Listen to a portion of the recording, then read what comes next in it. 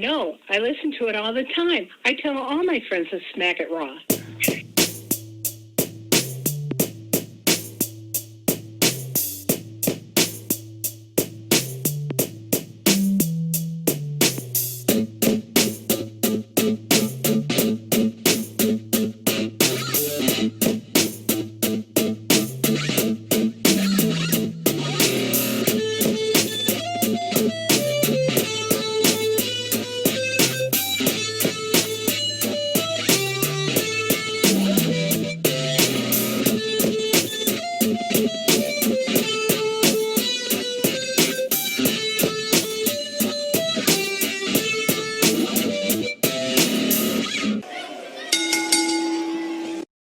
Following podcast contains mature content. The views and opinions expressed by the co-hosts are not necessarily those of the host. Listener discretion is advised. Ladies and gentlemen, welcome to the Smackin' Raw podcast, episode 150. I am your host, the Warden, Matt Ritter, and you know what? I'm not even going to bother because I can't do it justice. Please let our fans know who I have with me today. Hey, what up, Smackin' It Raw people? It is I, Giselle, aka Jizzy, from the Deadass Girls podcast, and you already know why. If you don't, I'll let you know. It's because I stay fly till I die. Yeah, see, I would not have sounded cool at all trying to do that. So, I'm happy to have you here. I'm really excited. This is going to be good.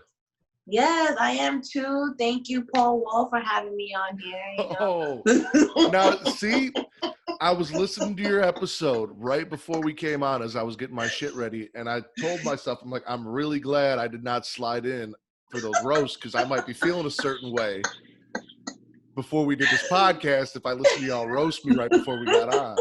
You would have gone on like, all right, this bitch is on here. All right, let's get this shit started. But no, it's entertaining as shit, so guys, definitely go check that out. They got their new episode up right now, so when you hear this, you guys can go check them out. It's been hilarious so far. I haven't finished it, but so far it's been hilarious. You guys are killing it. Thank you. I appreciate it. We're just trying to mix things up. I guess to keep the audience engaged. We are a wrestling podcast, but I feel like there's so many wrestling podcasts out there. You got to do something to separate yourself from everybody. So that's why we're on Pornhub. Oh, okay. You know what? I was thinking about it. Like, I was very close to, like, oh, let me, a little competition. But then I'm like, I don't want it to be weird where one day, a relative of mine happens to be there. They're like, hey, I saw your picture on Pornhub. What's going on? And it's like, I kind of put my mother-in-law on Pornhub, so like. Wait, what? So in our intro music, there's that voice that says, "I tell all my friends to smack it raw." Yeah. Yeah, that's my mother-in-law. It sounds like an older woman. Yeah, that's my mother-in-law. There's a special section on Pornhub for that. I've seen all the sections on Pornhub. I'm very familiar. So, she said that to us. I was with my wife. We picked her up from the airport, and I was talking about the podcast, and she goes, exactly from the back seat, she goes, I love smacking it raw. I tell all my friends to smack it raw. And me and my wife just lost it, died. So I had to record her saying it. I got it. I sent it to Travis. He died. And then we put it in. Right. And it's perfect. Like, when I think back to like all of the old school mixtapes that I've owned, and they always have like some wild ass intro, like that's what it reminded me of. And I'm like, yo, that's fucking cool. Like, that's how it. So props to you guys for, having like such a candid moment turn into, oh shit, here it is. And I appreciate you for coming on here and letting us know that you listen, unlike Benji, who was on last week and made the whole episode seem like he had never even heard an episode of ours. And that's why his ass got roasted on the last episode, and he will keep getting roasted. But all jokes aside, Benji has been a supporter from day one. Like, we literally launched the Twitter page, and then he was like the first friend. And he's just been riding with us, and I appreciate it. And so, yeah, it's just so cool, like, meeting all these people through wrestling Twitter and, like, getting to know them and, meeting you randomly. You sent us the like. We're like, oh, let's check this shit out. Why not?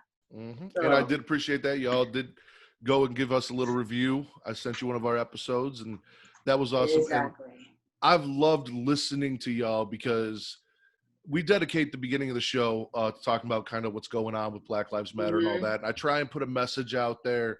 And one of the things is I want everyone to know, like, when I do this, I'm not a perfect person. All this is coming from a place of learning, like, especially with everything going on Twitter and everything right now. Like, Right. a lot of people have kind of reflected as to what they put out in the world and what they put out on podcasts or on social media and all that shit. So I'm being honest, like, I've done in my past, I could probably get canceled. Like, if you go and you look at Facebook from 10 years ago, I'm sure you guys can find some dumb shit I said. I hate when people use the let me pull that up real quick. Yeah, what's your name on Facebook? Hold on. That's the same thing on here. No, but like, I hate when people use the it was a different time when we grew up, but I mean, it was. There were certain things, homophobic slurs and things like that you heard on TV and in music every day that you use that it wasn't right to do it, but you didn't really think about it because no one made a big deal about it. Now, as we're talking about it, it's like, I should not have said that shit. I should not have done that shit. I've actually learned from you guys. You guys did the Why White People episode. Yes. So in that episode, you guys talked about, or Gina talked about, how Black people can't be racist. And as educated as I've been, that's always something that's bothered me, because I've actually had people of color say things about me or assume things about me because I'm white. Like, last year I got into it with some people because I didn't think Mike Vick should be back in the NFL because he killed dogs. And they're all like, he did his time. And I'm like, I get that. I'm just saying he doesn't need an NFL contract and millions of dollars. I'm not saying the man can't live his life, but because I was a white man, they assumed that and called me racist and all sorts of things and all these other things. But yeah, I always assumed, yes, Black people can be racist, or Hispanic people can be racist. Anyone can be racist. But Gina laid it out. She said racism deals specifically with oppression, and it is now in the Merriam-Webster dictionary that it specifically says that. So I learned from you guys, and I took that to heart. You know what? You're right. Discrimination, bias, all that stuff is different than racism. Right. And that's something that we need to learn and take in and realize. And I want everyone listening to realize that racism is a very specific thing that deals with oppression. It is not just a general hate of a race. It's not a discrimination. It's a bias that involves those things, but it deals with oppression. So thank you guys for educating me. 33 years, I'm learning every day. That's so crazy that you say you learned from us. I'm like, because like literally after we finished recording, you know, we just kind of looked at each other through Skype and we're like, this is probably gonna be the one where we lose everybody, you know. Because you know, a lot of people, they, you know, the people who we met or just who listen to it, they're like, yo, they're always having a good time, they're always joking around. But I'm like, yo, don't get it twisted. Like, we will school you on some shit. Like, we will throw the book at you and facts at you.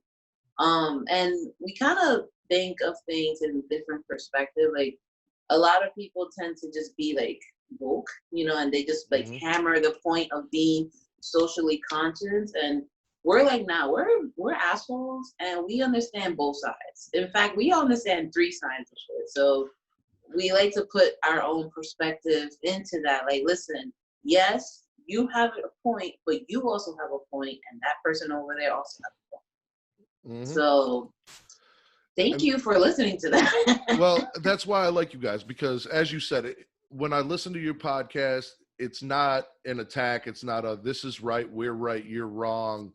You know, you guys are very open and honest in your discussions. You guys are very blunt as well, which I also appreciate, because we always know where we stand with the Deadass girls. If they like you, and they let you know. If you're on some bullshit, they're going to tell you you're on some bullshit.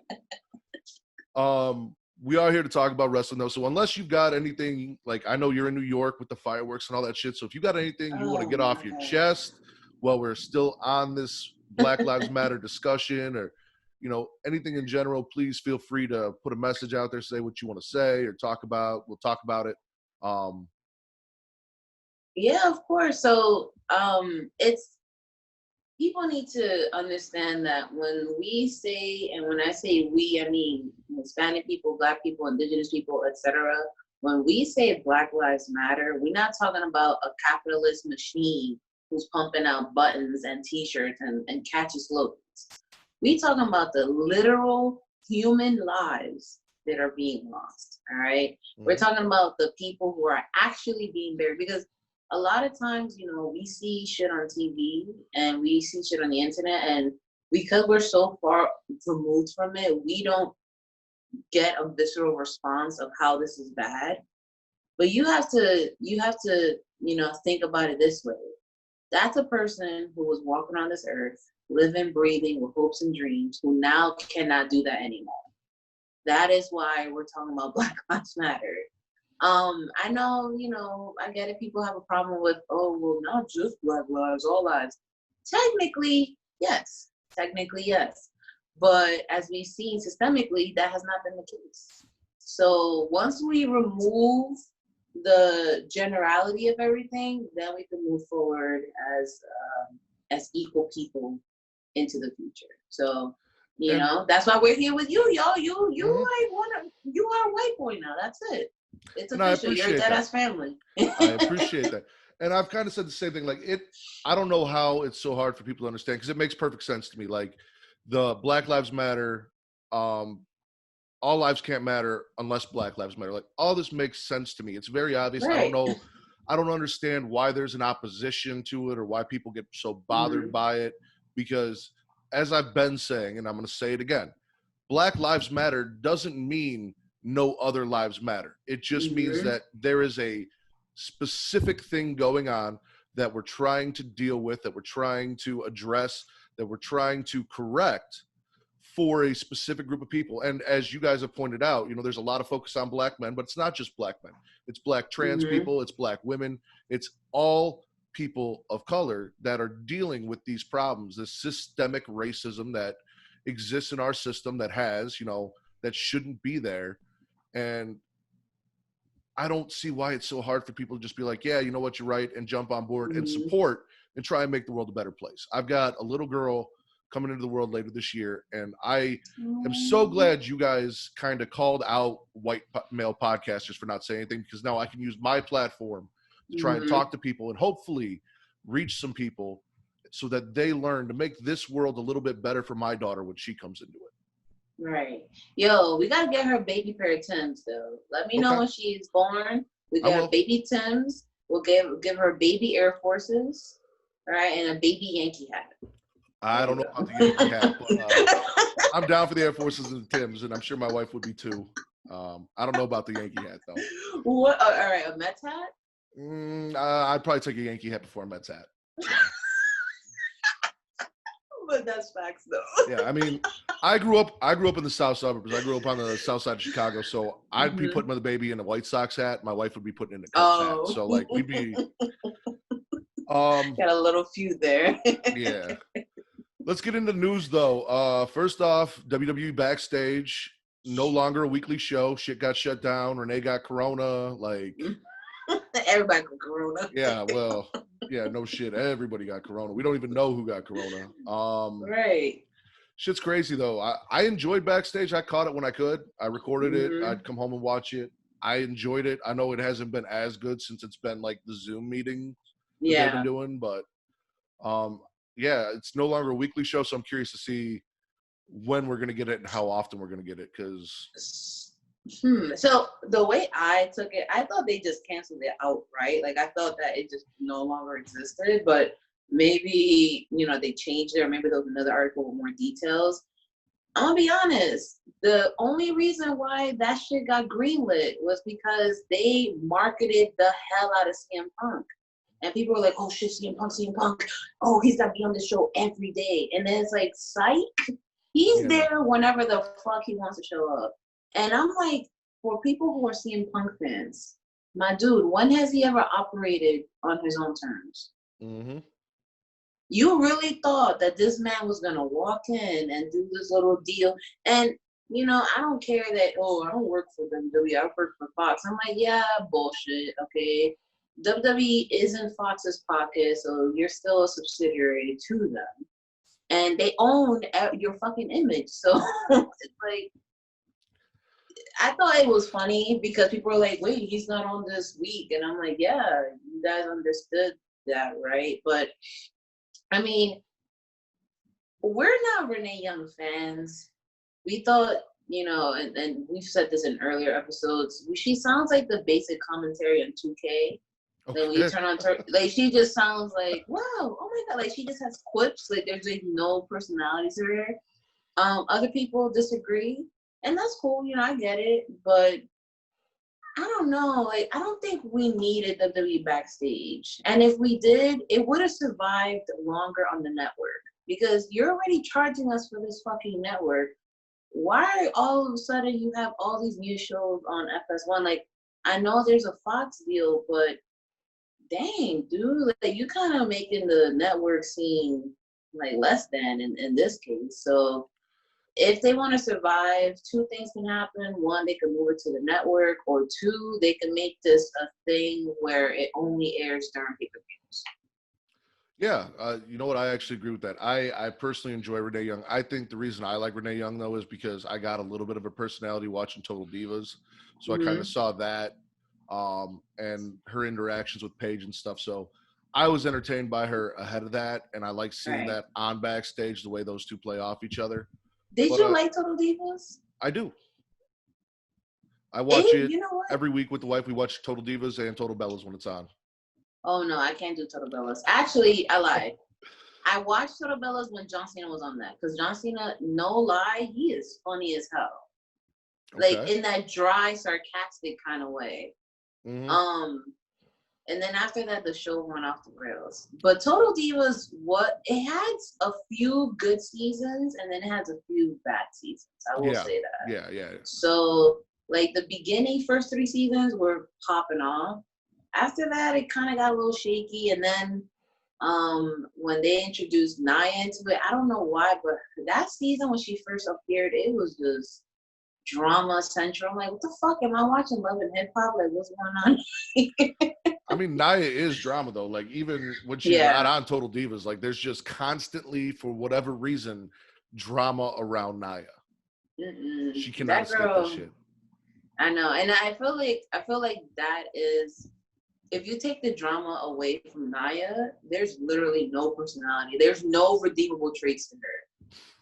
Like, Nia is one of those people that she is cool when dramatic shit is happening, but if there's nothing happening, like, if you take an elevator with her, it's just absolute, like, all right, what else is there?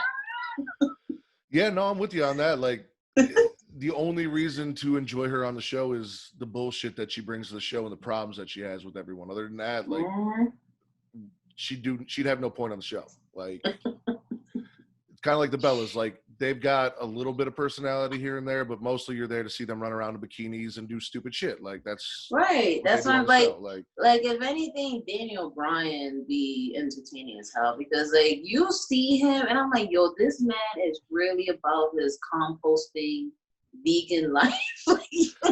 I was not a Daniel Bryan fan until I saw him on Total Divas. Total Divas actually turned me around on him, because I grew up like, I know you did, with Stone Cold, The Undertaker, and The Rock. So I see this, I'm not gonna lie, I see this little dude, and I'm like, I just don't see him beating these guys. I know he's really good in the ring and he can go, but like, I wasn't a part of the Yes movement and all that shit.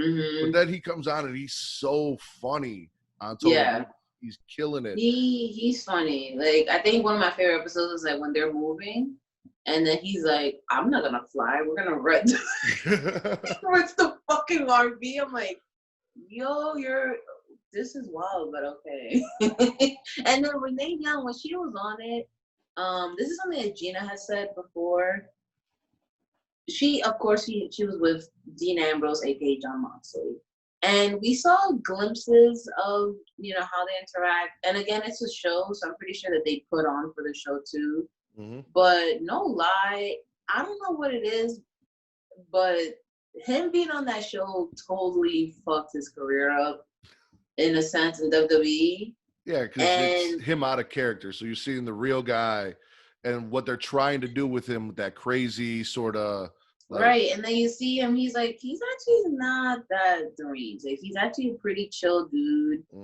He's weird. He is still weird, but I don't know, and you know, kind of going back to, you know, you being a fan of Renee Young, I felt like when she was on that show on Total Divas, she put up a little bit of a, she's like a social leech, right? Like, I don't know if you noticed that she changes depending on the people that she's around.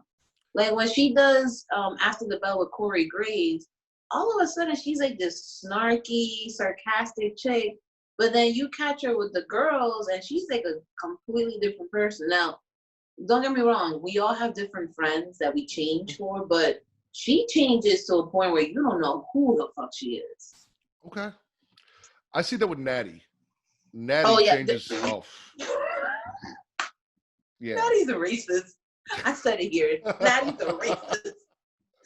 The way she be talking to Naomi, I'll be like, no, sweetheart, we don't do that here. I don't know where you do that, where you're from, but we don't do that a lot. Oh, we're going to talk about Naomi today. We also got, so we talked about learning and bettering ourselves when we started this. And someone that's kind of going through that, Sammy Guevara, he made some comments about 4 years ago. He was on a podcast 4 years ago, said that he saw Sasha at a tryout and he wanted to rape her. And he got called out for the shit. Now, I will say this. Sammy directly went and spoke with Sasha and apologized directly to Sasha. He apologized to everyone else. And if he wasn't called out, who knows if we'd be having these talks. Right. AEW stepped forward. They suspended him without pay. They're donating his pay to a women's charity. And they're sending him to sensitivity training. So it does look like he kind of realized, yes, what I did was wrong. I fucked up, and he's trying to better himself and learn from his mistakes. How did you feel when you heard all that shit? So, yeah, we heard the audio. Well, I heard it first, and then I sent it to Gina. To those who are listening, Gina's the second half of the Deadass Girls, who gets mentioned a lot here. Pegatron. And there you go. Pegatron Daddy, a.k.a. she steals your dad's social security check. She has a lot of interesting AKAs. I'll give her credit for that. It was honestly, like, hearing that audio, it fucked with me, because I'm like, yo, you said that on a public forum? Yeah. When you're trying to be famous? Like, I'm like, I just be thinking like, yo, nobody told you, or you never thought, hey, this might dig up later in life, like this might come up? That's one. Two, is that how you talk about women? Because, like, if that's just one clip, who's to say that this is how he speaks normally? And, you know, people are like, oh, his age. I'm like, my dude, it was 22. Like, at 22, you know right and wrong. You know illegal versus illegal. Like, you have a sense of yourself. At least some sense of yourself. And you know when something is out of pocket or not. I know AEW, you know, they try to do the sensitivity training, and that's fine and dandy, but that's fucking performative, because honestly speaking, the way that they responded to this doesn't correspond to the way that they responded to other things. Like, his punishment it feels a little bit more severe than homeboy, what's his name? Was that Jimmy Havoc? Yeah. Or was that Darby Allin? No, it was Jimmy Havoc, the guy that works at Hot Topic. They look the same to me. I don't know. They kind of do look the same to me, because they always wear the anyway. Like, if anything, I'm like, yo, I feel like they punished Sammy more than they did him, and the dude actually allegedly committed actual fucking sexual assault. So I hope that he does learn. And I liked Sasha's response, because for one, it didn't make it seem like she accepted the apology, and I'm glad about that, because women tend to always have to bear the burden, the emotional burden of issues, and accept apologies and move on. And it's like, she was like, yeah, he apologized, you know, we talked it out, I'm glad that he knows that he was wrong. And I'm like, good. And that's how it should be. Because has she, you know, like, oh, I accepted his apology? It's like, nah, because now you're gonna have another dude see that, like, oh shit, I could say whatever I want and apologize to her, and it'll be all good. It's like, nah, like, you're not absolved of this. So, I'm glad Sasha, you know, I'm pretty sure Sasha pressed him on the phone. I'm very sure. And Sammy, listen, you heard it here of Smackin' Raw. Sasha got shooters. If you in New York, we will run your shit. That's it. That's all I'm saying. I see Sammy Guevara at a fucking bodega in the corner. It's a wrap. So there's a lot of this going on. And as a 33-year-old man, don't get me wrong, like I said, I've said some fucked up shit in my past. Me and Benji talked about it. I've been a scumbag. I've done things that I look back and I'm not proud of. I've said things. Never once can I say that I ever said what Sammy said. Like you have people, oh, that's locker room. That's not locker room talk. I mean, I've said some dirty shit. I've said some dirty shit on this podcast about what I do to some people, but I have never said that. That is definitely crossing a line. That is not okay. I hope he's learned from it, especially with, everything that's going on, like all the names. I just heard that it looks like they might be shutting down NXT UK because half that fucking roster got put on blast. Yeah, let's talk about that if you don't mind. Actually, before that, I just want to circle back. So there is an episode, and Smackin' the Raw people, I'm gonna let y'all know I'm gonna be real fucking deadass right now. There is an episode that we do make a rape joke on, right? We do make it. And we actually, immediately after we said it, we're like, yo, this is just a joke. We don't condone that shit whatsoever. And I'm sorry for anyone who gets offended. So we immediately apologize. But there is a joke in the, so if they try to cancel us in the future when we get our own show on Viceland, Speaking into the Universe, and then they'd be like, oh, Deadass girls said blah. I'm like, yeah, we did. And we apologized for it. And we moved on from that. Because guess what? That wasn't, like, we didn't say that we would rape someone. Right. It was more like, I'm not repeating it. But no, like you said, they can go and they can find the episode and they can talk about it. And y'all said it. And there are times in life where we say things, shit comes out of our mouth, and you hear it. As soon as you say it, you're like, I probably shouldn't have said that. It happens. I mean, I played online video games. I have threatened and said that I am getting raped constantly, but it was always to other men. It was never to a woman. Like, I never said I was going to rape a woman online. Said it to my friends, said it to people I played online. I said, I'm getting raped online. It's bad. It's bad form. It's something that we shouldn't do. And these are all things that we should have known and hadn't been doing, but it was commonplace. We kept doing it. And now that there's people talking about it and saying, hey, this is my story. This is how it affected me. This is why it bothers me. Instead of being defensive, we should just listen to when people tell us this, whether it's race or, sexual abuse or whatever's going on. Like, if someone comes to you and says, this is my story, this is why that hurts me, this is why that bothers me, take that in, accept it, and realize why it's not okay and that it actually does hurt someone. And don't try and argue or fight it or say, well, I grew up in a time where it was okay. That doesn't matter. It wasn't okay. It just, no one said anything about it. Like, it was never okay to do that shit. Right. So, with Sammy, I hope that he does come out reformed from this, and I hope that he recognizes it. And keeping it real, listen, if you're gonna say some spicy shit, don't say that shit on the microphone. Don't be recorded saying it. You're gonna say it in the privacy of your own home. Make sure you sweep it for bugs, because come on, obviously when we're around certain people, we're gonna talk how we talk. So if you're gonna say some wild shit, just don't get caught, recorded, or on a microphone, etc. That's all I'm saying. And it's all context, where you say it and how you say it and who you say it to matters. Exactly, and even if you say it in private and someone gets offended, talk it out. Like, okay, what is it about it that offended you? And if they give you, some points, you really just shut it down. You're like, all right, yo, my bad. I'm not gonna say that ever again. Move on. Yep. It's not that hard. So that NXT UK getting shut down, you were gonna talk about. Yeah. Yo. This is a video podcast, right? I'm pretty sure, because I normally listen to it on Spotify, but listen to me carefully. You fucking waste mans, you fucking blokes don't fucked up in NXT UK. So you guys, man, I gotta take a sip of my tea because I'm just so fucking agitated. Like, I'm really fucking mad. You're bonkers. My boy, why? You are in the step beneath WWE. NXT right here, WWE. And you're gonna go out there and be a scumbag before or after NXT, whatever. Keep going. I gotta let the dogs out. Who let the dogs out? Who?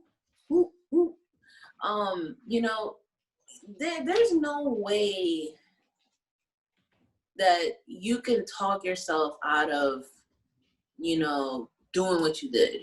Like, I saw some exclamations, you know, talking about, oh, you know, 16's Lego in the UK, and I didn't know she was a child. I'm like, my dude, no. You know why? This is how you could tell someone's age, right? If she's at a bar and you look at her face and she remembers the lyrics to the Dora the Explorer theme song, she might be too young for you, bro. She might be too young for you, bro. You gotta dude, if she got pigtails on, bruv, she might be too young for you, bruv. If she is creeped out by adult topics, she might be too young for you, bruv. Like, don't men and women, because there's women predators out here too. Oh, yeah. Men and women, you get a vibe when someone is a little under the age, all right? If you get that vibe and your dick is hard or your pussy's pulsating, you need to walk away immediately and leave that person alone.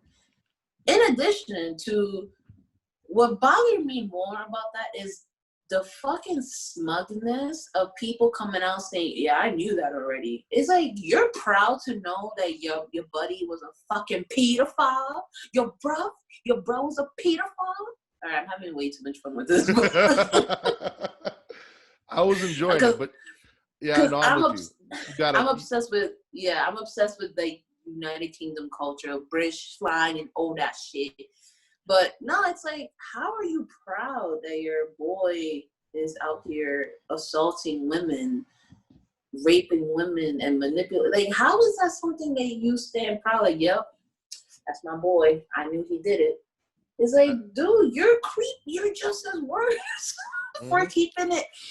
So, NXT UK, yeah, shut that shit down. It sucks because there's a lot of people who probably are way innocent, who never did that shit, and they're like, yo, this was my fucking chance, and you took it away from me. You took the chance away from me. I was trying to move out the slums, trying to move out South London. You out here being a pedophile. You fucking chuffed me, mate. And shout out to Pete Dunne, because Pete Dunne put everyone on blast. Pete Dunne went on Twitter and he's like, I don't give a fuck about none of y'all. Friends, co-workers, acquaintances, you did that shit, you're fucking disgusting. And then people really try to come at Pete Dunne like, oh, well, you had to have known it. Yo, let's be honest. There be times when you can have a friend, you can have an acquaintance, you don't know what the fuck they do in their alone time, because they could turn that shit on and off. They can hang out with you and flirt with, you know, women or men of age, and you'd be like, oh, that's cool. And then they can hang out with their fucking rape friends and be like, yo, we're gonna go around the school, y'all. Yeah, mate. We're gonna pick up a nice bud. Yeah, take her to fucking Nando's. Like, What do you always hear when you watch these shows about all these white serial killers? Is the neighbors, the friends, the family, they're all like, I had no idea he was like that. He seems so nice, and he used to walk my dog. And right, like, oh my God, John? Yeah, he's dressing up like a fucking clown, but I had no idea. Man was creepy. Like, bitch, it is easy to have a creeper get away with that shit. So, you know, I felt bad because Pete Dunne, like, and he's not really a social media person. So for him to go out and like be like, yo, I'm shutting this down. Like, I'm not fucking with it. I'm not part of it. I didn't know anything of it. And the fact that he had to keep defending himself over something that he didn't even do versus the people who were accused, they were just like, nah, I'm sorry that you felt that way. It's like, no. You say that when you say some messed up thing. You don't say that when someone feels violated. Now, a preface, because we did talk about it in our last episode, we did talk about both sides. We did talk about, you know, the repercussions of allegations and how sometimes You know, they may not be correct. So we did talk about that, and I acknowledge that. But there's no way that all of these allegations are fake. Oh, no. At least 85 to 90% of them are definitely fucking real. You do have that small percentage that might be somebody trying to, you know, and that happens in anything. You know, like we talked about earlier, the Black Lives Matter movement. You have 85 to 90% people who are down for the cause, and then you got that fucking subset who just want to fuck shit up. Mm-hmm. So if NXT UK closes, I hope that they do look out for the wrestlers who honestly were there to jumpstart their careers and who were there to, like, I hope that they're not left out in the fucking dirt because of these fucking scumbags. Well, I know Travis Banks and Ligero got let go. I know Jordan Devlin got accused, and Joe Coffey, or one of the Coffey brothers. But like you said, people like Pete Dunne, hopefully their women's roster, because they've got a lot of great female talent over there. They get moved over to the States to NXT, or they get used somewhere if they do shut it down, because I'd hate to see them go away. Last but not least in news, Tessa Blanchard got fired from Impact because apparently they're world champion, like TNA world champion, not women's world champion, like the champion, said, fuck it, I'm not sending in promos for TV. And they're like, all right, well, bye. Get the fuck out of here. Oh my God. So, we stopped fucking with TNA a while ago because TNA is kind of ghetto. Let's just be honest with you. It is kind of ghetto. That aside, the way that she conducted herself when, you know, she was first accused of racism, which I knew, like, looking at her, you could just tell that bitch says the N-word. You could just, like, tell, and with the hard R, too, not the A, the hard R.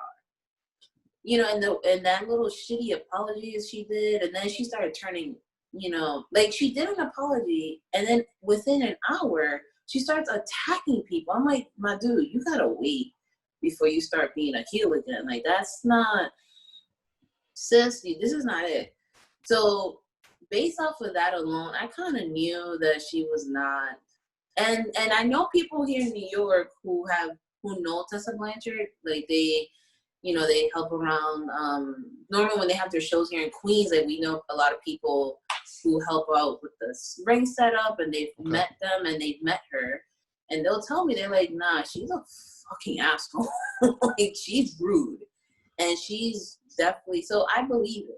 And even all that shit that came out about her bullying other women, where they're, you know, she's like, we need to work together and support each other. And everyone's like, yeah, but you are fucking evil, and you're mean, and you treat us all like shit. So who are you to stand up? Like, right. So the fact that they still gave her the title after this all came out, because this didn't happen before. This happened after, like, the accusations happened before, and then she won the title. And then now she's chilling in Mexico because of the pandemic, and she's like, "No, I'm not doing promos." I'm like, "So what you thought this was gonna be?" I want to know where she thinks she's gonna go. Like, where do you think you're gonna go? Who's gonna hire you? Like, that's the one thing as adults we learn is you do not burn bridges at your last job if you're looking for a new one. Why in the hell is WWE or AEW gonna hire you? A, because you've made racist comments and, you know, you've treated women poorly, but now B, you've refused to live up to your end of the bargain and give these people content for their show. Like, where do you think you're going to go? Listen, if she's lucky, some little indie promotion who doesn't give a fuck about morals will pick her up. She's not going to be making the same kind of money. Definitely not. But, you know, if she wants to run shit there, she can do that. It's only until a matter of when that promotion blows up, and then they'll be like, nah, we don't need this kind of negativity anymore. So, I don't know. Listen, we in a pandemic. I heard that Starbucks is hiring. I heard Publix is hiring down there. You know, she's in Mexico. She could open up a little taqueria or whatever. So she could figure it out. She doesn't look like she can cook. I'll be honest. I don't think she's that's a taqueria. true. She doesn't look like she can cook. That's true. She looks like no lie, she could definitely be a drug mule. She got a lot of nose area for that. She could put a little baggies up there, you know, a little. That jaw. I mean, she could hide some shit in there. Yeah, so she'll figure it out. Fuck Tessa Blanchard. I'll tell you this though, she ain't hiding anything up here because there ain't nothing to hide. Like she walks out and she looks like she grew some titties. They're gonna check her right away. They're gonna be like, all right, something's not right here. Where'd those come from?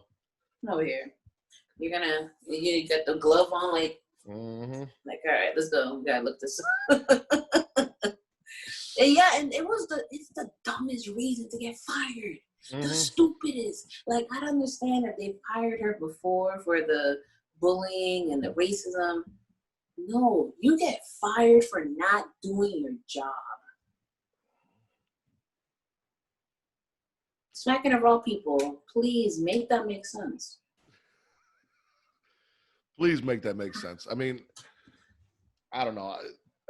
What do you call your fans? What do you call your listeners? So we were calling them hand jobbers and hand jobbies for a little while. They were our hand jobbers. Just to go with it. Right. But we really haven't settled on anything, so. I see it.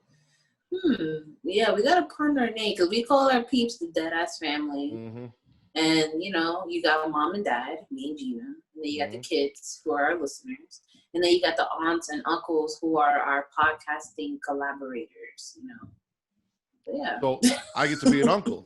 That makes me yes, happy. You're the uncle. Don't bring a potato salad, but you are definitely invited to the family cookout. All right. You can bring the beer. I promise there'll be no raisins in it. I promise.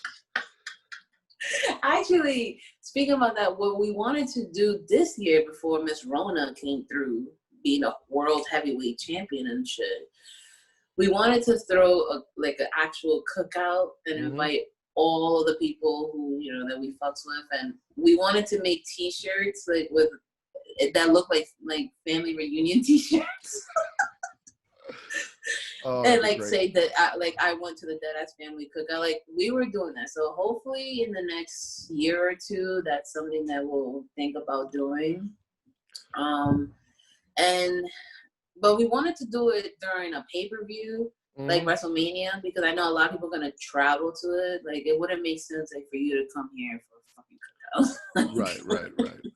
Well, I was actually talking to Travis, and so Travis also listens to your show, and he's a fan, and he was excited that you were coming on today.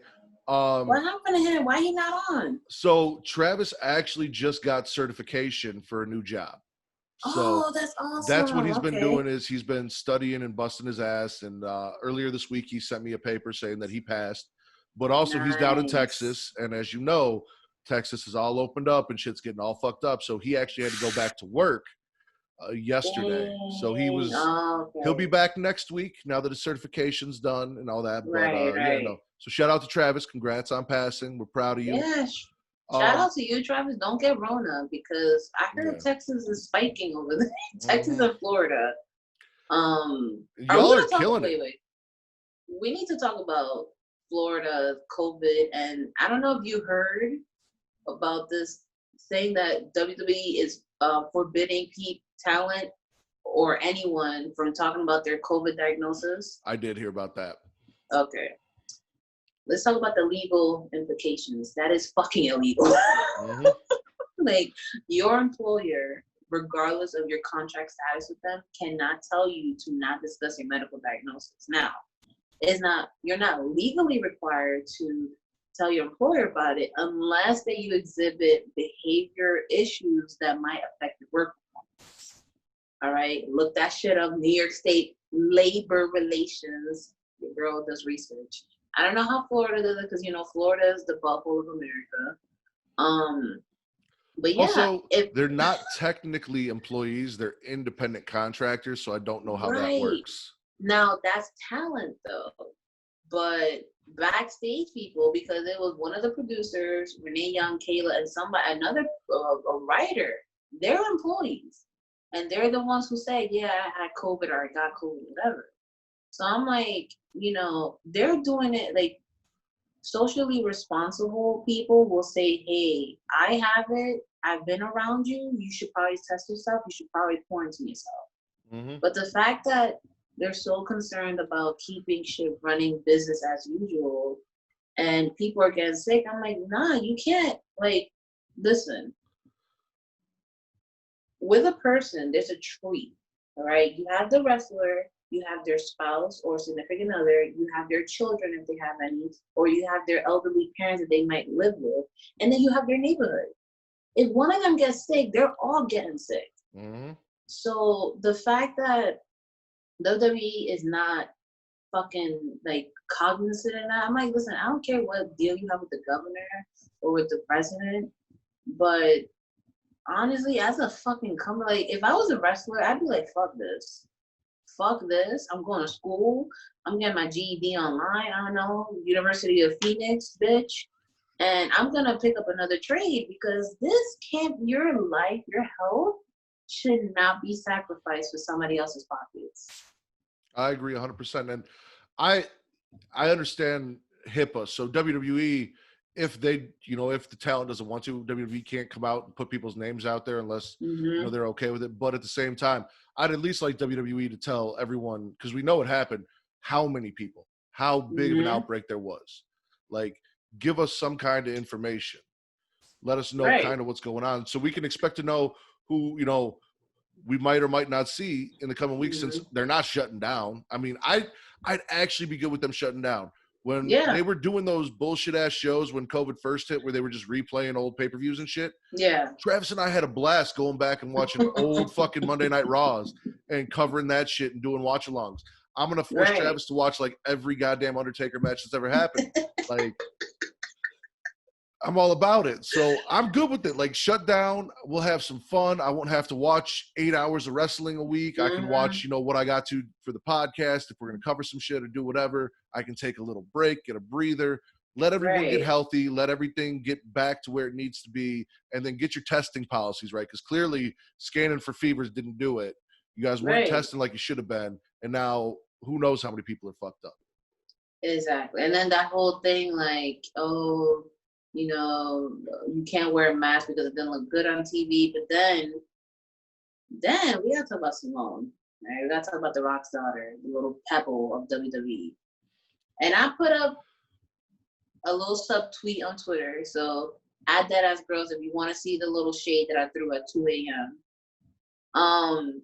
She was coming at, so I give her credit for like how vocal she is, because her dad is not as politically, or socially conscious, like the way that we want him to be. Like, he'll say something here and there, but it's like, this man has such a huge platform. This man can do better. Again, he's not expected to do that, I don't care.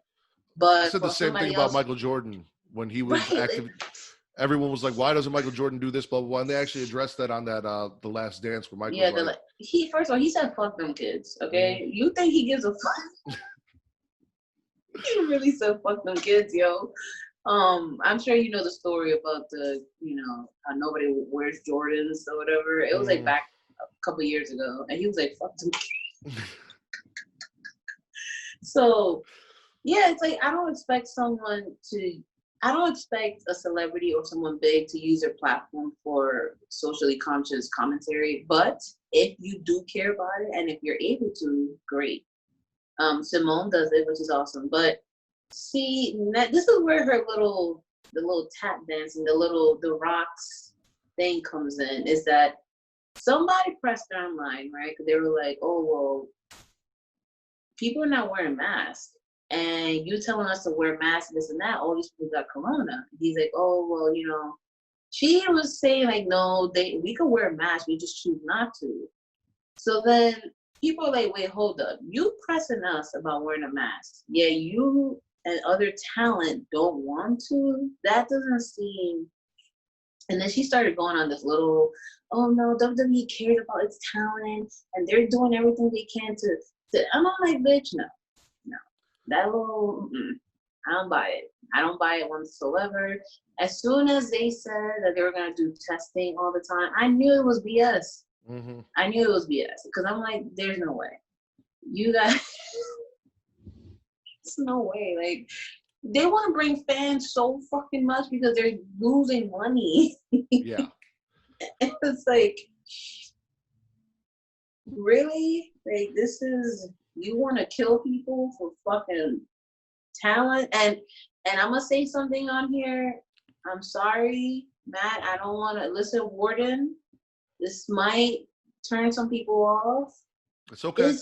It's just wrestling, people. It is fucking fake. Pandemic is real as shit. Mm-hmm.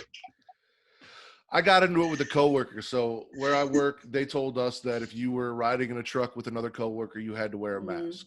I got in the truck. I had a mask on. I bought a couple from WWE, so I got The Fiend Bray Wyatt mask on. And he was giving me shit about wearing the mask. He goes, "Oh, come on, really? Like, we work together every day, this and that." I'm like, "Listen, man, I signed some shit that said, you know, I'd listen, I could get terminated, this and that. They tell me to wear a fucking mask, I'm going to wear a mask. It's not a big deal." And he got mad at me because he was mad at the company for telling him what he had to or didn't have to do. And I'm like, it's not like, why is this so, again, something that seems so easy and basic to understand. Why are people fighting this? Just put on a fucking mask. It's not a big deal. It really isn't. Like, Gina works in the healthcare system. She has to wear masks 24/7 and all of this other PPE. You know, she's out here fucking curing y'all. You dirty fucking corona bitches.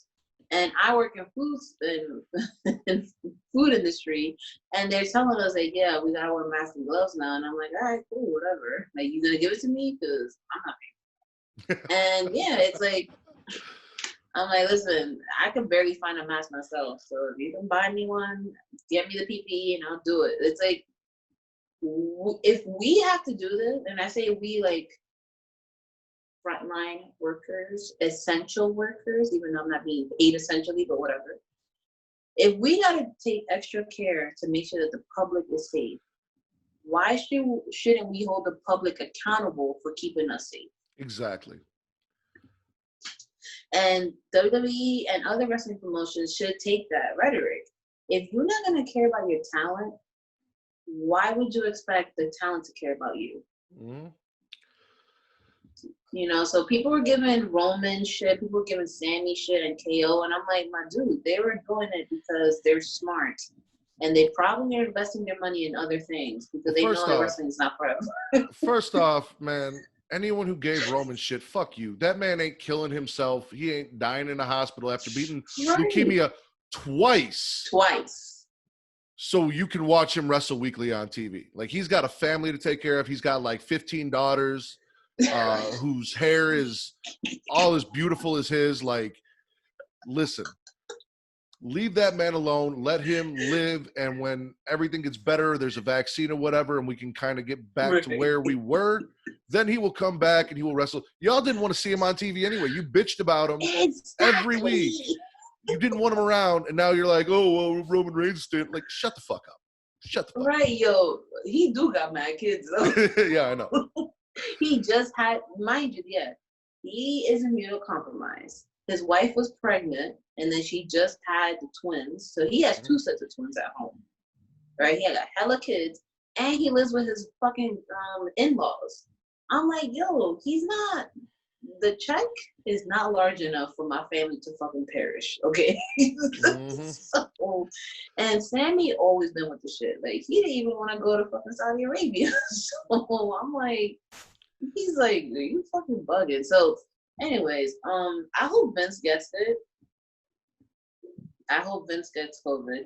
That's it. Oh, you hope he gets COVID. I thought you meant you hope he gets why he needs to. No. I hope Vince gets COVID, honestly. So y'all heard it here, Smackin' It Raw. I hope Vince gets COVID. Somebody cough in that man's drink. I don't know. Cough on the door handle that he touches. Do it. we gotta get into this week in wrestling. I normally let my guests kind of guide me around. Now, I know you are not an AEW fan, correct? No, and I'm gonna tell you why. Because they sold us a fucking dream. Yo, actually, we just spoke about this in the last episode. They sold us a dream, and we ate that shit up. And then that shit came out, and we're like, where the fuck is everything that you promised?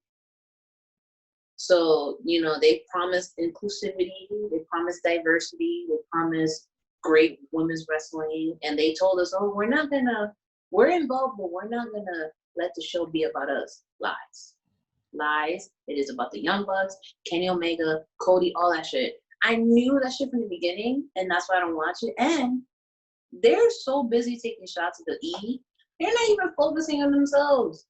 Like, you got fucking Chris Jericho, All Lives Matter, bitch ass. Then you got fucking Brandy in the fucking sunken place. Then you got Cody fucking Plantation Connor looking ass as Brandy's fucking slave master. Then you got Sammy Guevara. You got these other dirtbags who are accused of shit. You remember when Chris Jericho was accused of sexual assault and nobody said shit? Mm-hmm. So that was, what was that chick that looks like an older version of Bailey?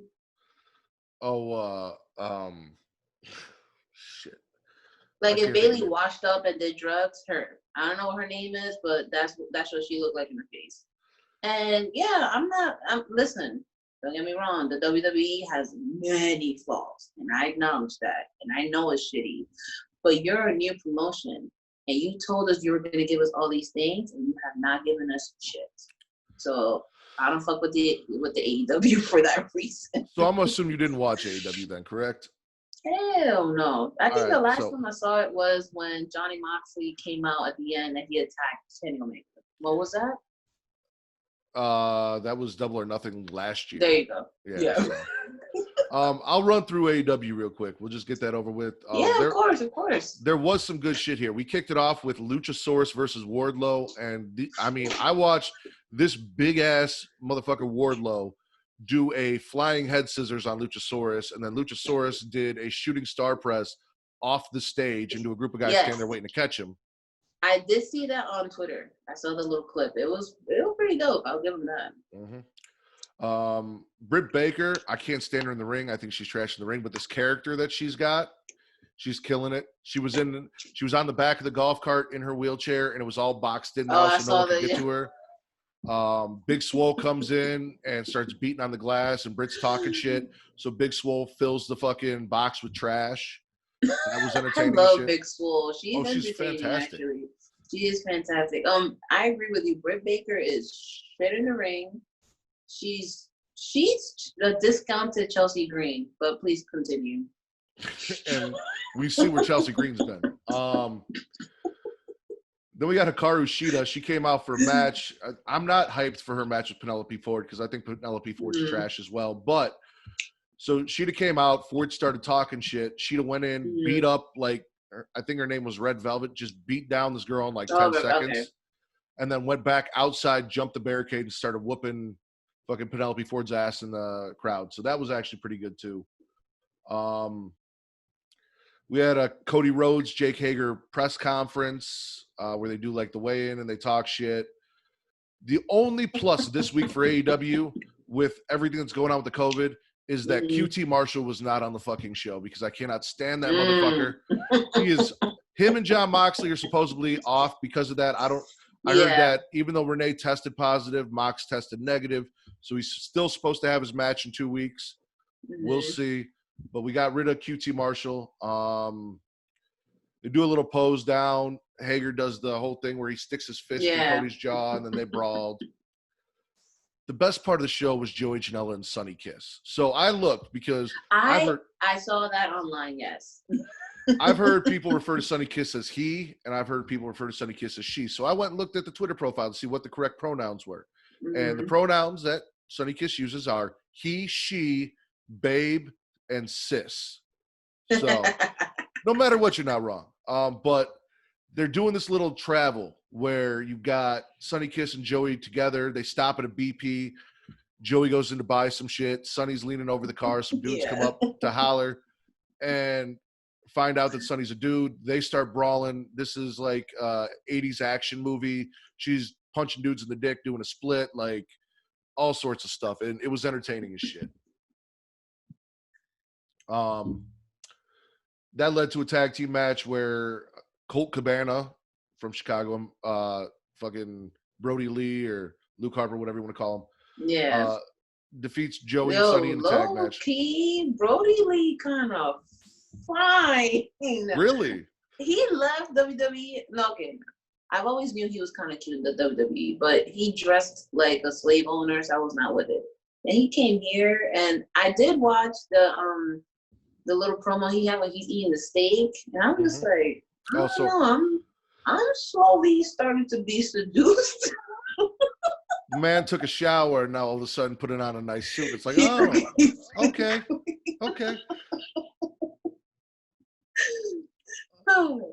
We got Lance Archer coming out after the match, though, and just beats the shit out of Joey Janela and Sonny Kiss. Joey even throws a chair at him, and he just knocks the chair out of the way like it was nothing. I'm glad Sonny Kiss is getting some time Finally. Here. Finally. You know what? That might convince me to watch AEW, because when they first signed my homegirl, my sis, on there, I'm like, oh shit, Sonny Kiss, because I've seen her in the indie circuit here. There's this promotion here. I think it's called Pride Wrestling that they do. They have a lot of LGBTQIA wrestlers. Okay. And they wrestle at I think the place is called Lucky Chang. It's like this drag show restaurant. So it's just I followed him from there. And when they said, oh yeah, he's gonna be on it, I'm like, oh, this is awesome. And then you're like, okay, so what the fuck? Where are they? Apparently AEW Dark, which is it's basically like main event. And if I'm not watching WWE main event, I'm not watching AEW Dark. I watch enough wrestling a week. I can't I need my Tuesdays and Thursdays as a buffer. Exactly. I got other shit to do. That's exactly how I feel. It's listen, I love wrestling, trust me, but a bitch needs a break. There's so much. What else did we get? Some bullshit with Brian Cage. Brody challenges SCU to a tag match, says to bring their best guys, and him and Colt Cabana are going to do it because now Colt's kind of feeling the whole Dark Order thing because he finally got a win. Because Sammy Guevara got suspended, they replaced him in his match with Matt Hardy with Santana, which I'm happy about because of Santana and Ortiz. I fuck with Santana. I can't do Ortiz. The whole Tiger style shit, is too corny for me. I can't fuck with that shit. I don't like it. I met them one time here. Really? They went to a viewing party for Jobberteers. Shout out to the Jobberteers. So I didn't meet them. They were sitting a few tables away, and I was like, yo, I like your braids. So that's what happened. I was like, I like your braids. And Gina's like, can you calm down? I'm like, yo, honest. And that's it. So I sexually harassed them. I'm sorry. I might get canceled. I'm admitting it. I did catcall them at the bar. Santana Ortiz, feel free to speak out.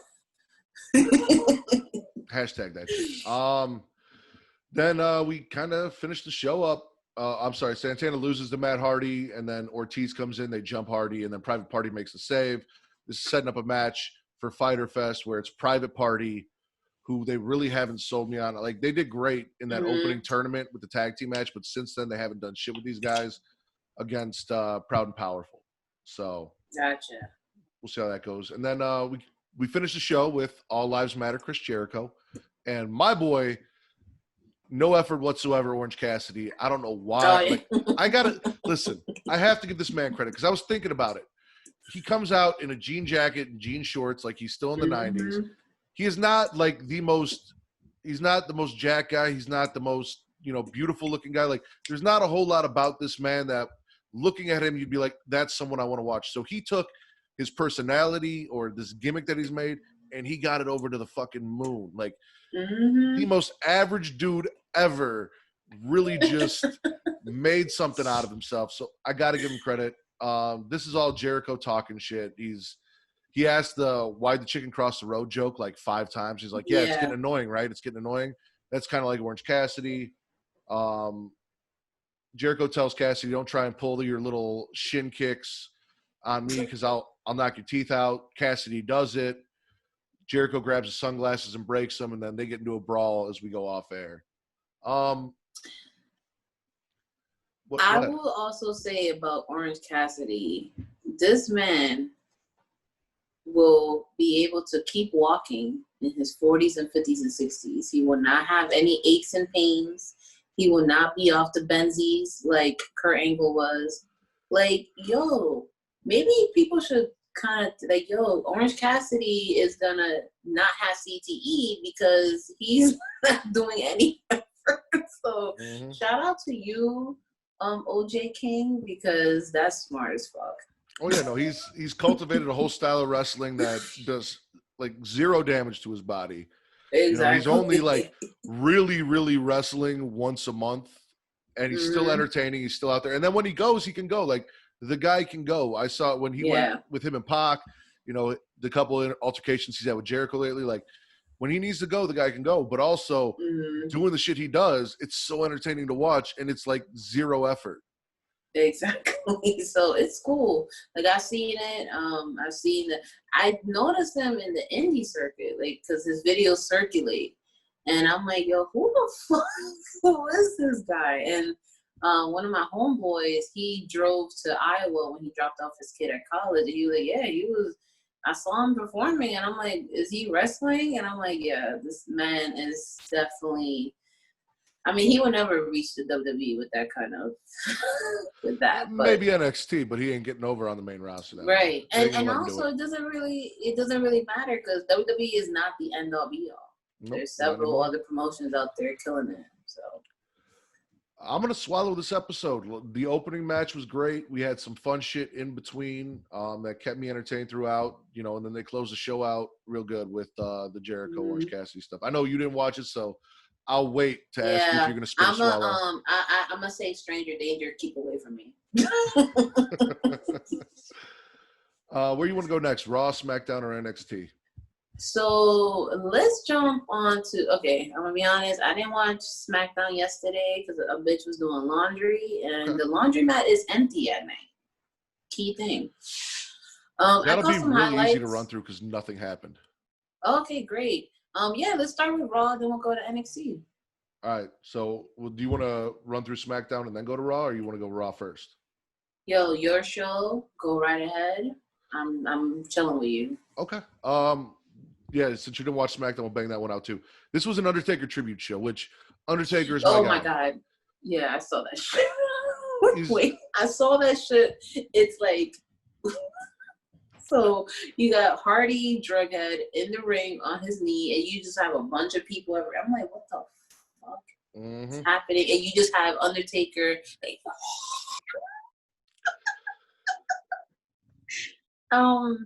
he ain't retiring. I don't give a fuck what nobody says. That motherfucker's not retiring until the minute Saudi Arabia's on the line. He wants you to do a match for $150K. He's showing up. So he did say. He did say in the last ride that he is happy he is done, but if Vince does call and it's an emergency break the glass situation, he will come back. So he did say, if they call me up and they need me for something, top talent's out or whatever, and I got to come in, I'll be there for Vince. But he also did say that AJ match, even though it wasn't a match, and like Undertaker's my all-time favorite. He's actually the reason why I watch wrestling. Like a lot of people are like, oh, Hulk Hogan, this and that. Yeah, I saw Hulk Hogan as a kid and I was stupid and thought, you know, this idiot was great, and then realized he really wasn't shit. You know, with the fucking leg drop and the racism. Like, yo, first of all, it wasn't even a leg drop. It was like a thigh drop because his thigh hit the mat before his fucking leg did. I'm like, this is wrestling? Yeah.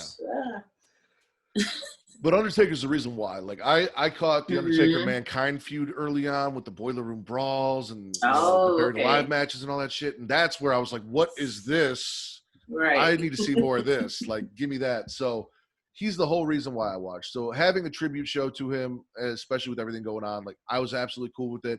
I didn't mind. They had us rewatch the Boneyard match. It was fun. It was a really good cinematic match. I was good with it. So I'm watching that. That took up the whole first hour. So then the second hour is just Baron Corbin coming out, talking shit about The Undertaker, Jeff Hardy showing up and attacking him. Then we got Bayley and Sasha on commentary. And I'll give them credit. They've been entertaining as shit on commentary, fucking with Michael Cole and Corey Graves. Like, they've been great.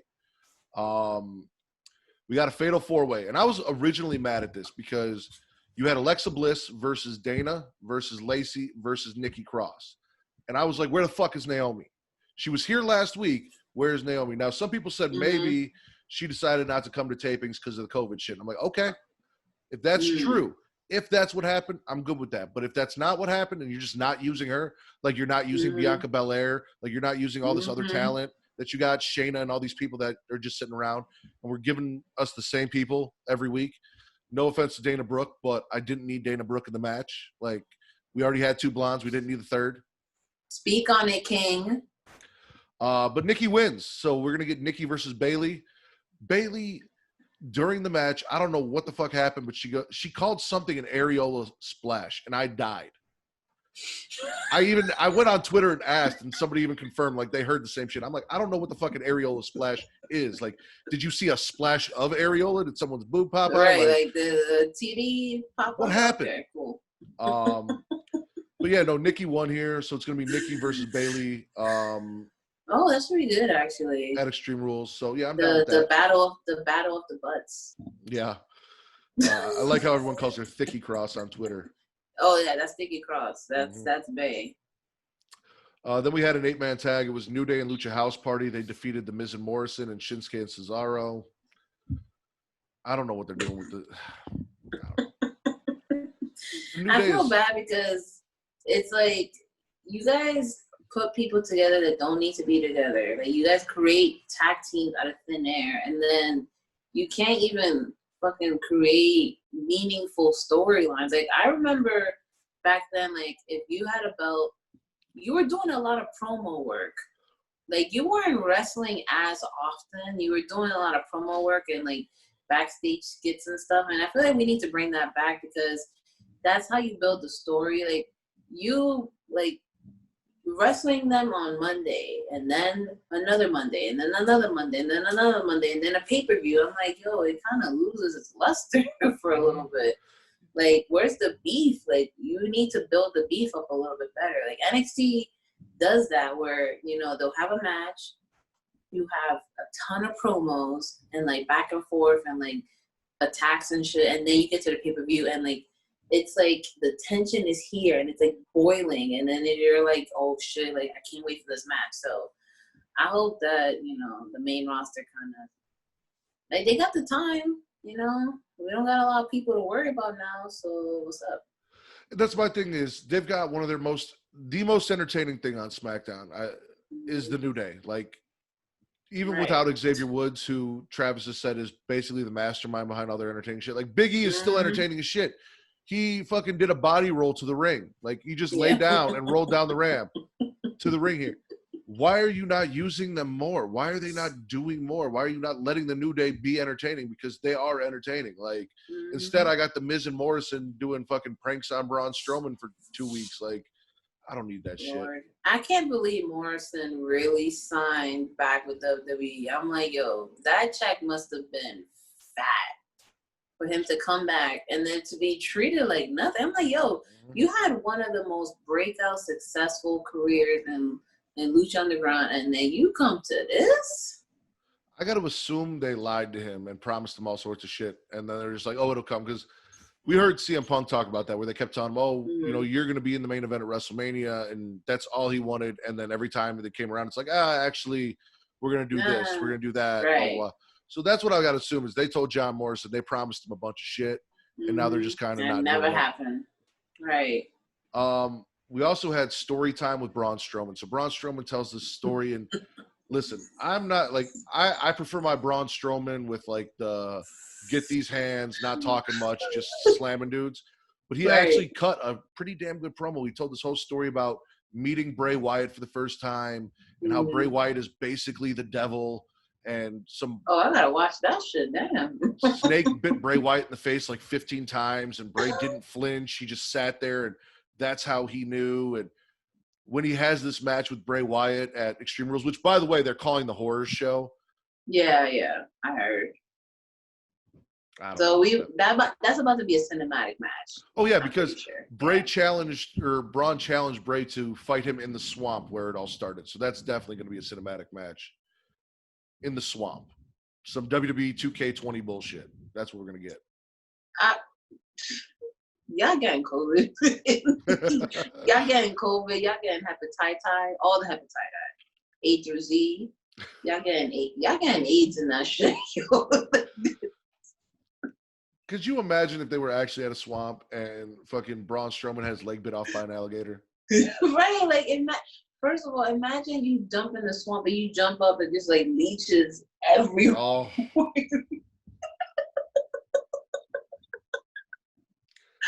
It's a wrap. Yeah, no, this is gonna be WWE like Placid. That's what we're getting. Oh Lord.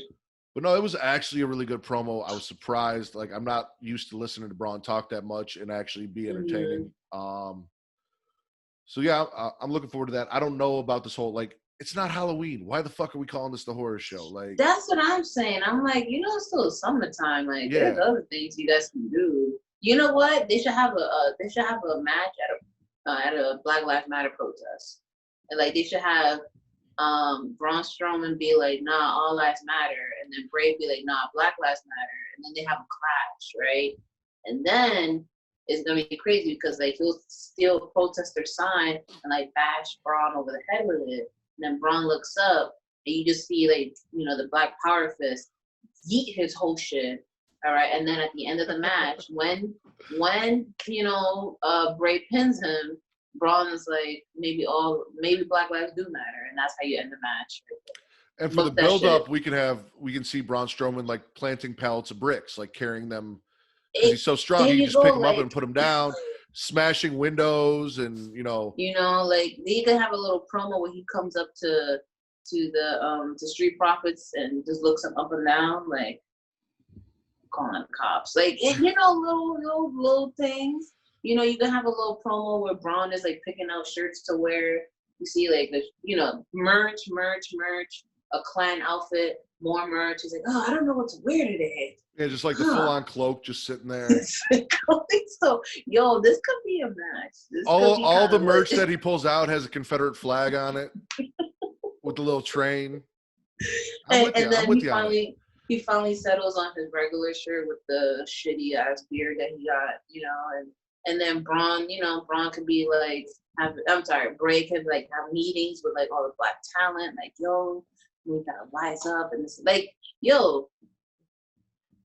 just put this shit on pen and paper. This type this out. This might work. Vince does not have the balls to do that. Hell no.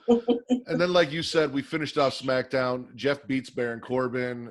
Corbin attacks Jeff after the match. The whole reason Jeff did this was Undertaker's been a mentor to him, and Corbin was talking shit about the Undertaker, and he wasn't going to let it slide.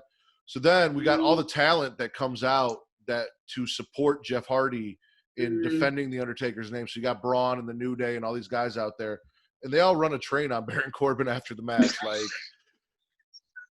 they come in, they're hitting him with finishers and doing all this shit to him, just beating the shit out of Baron Corbin. I enjoyed the shit out of it. So, man, the only mentor Jeff Hardy needed in his life is a fucking AA mentor. He's fucking drugged up high ass.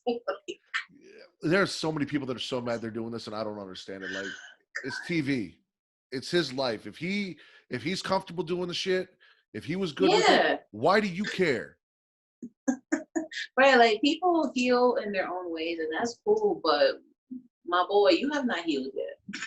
And that's my other thing is I've seen Twitter and people are like, as an alcoholic or a recovering alcoholic, this offends me. It's like, so any TV show you watch where they talk about AA, like, does that offend you?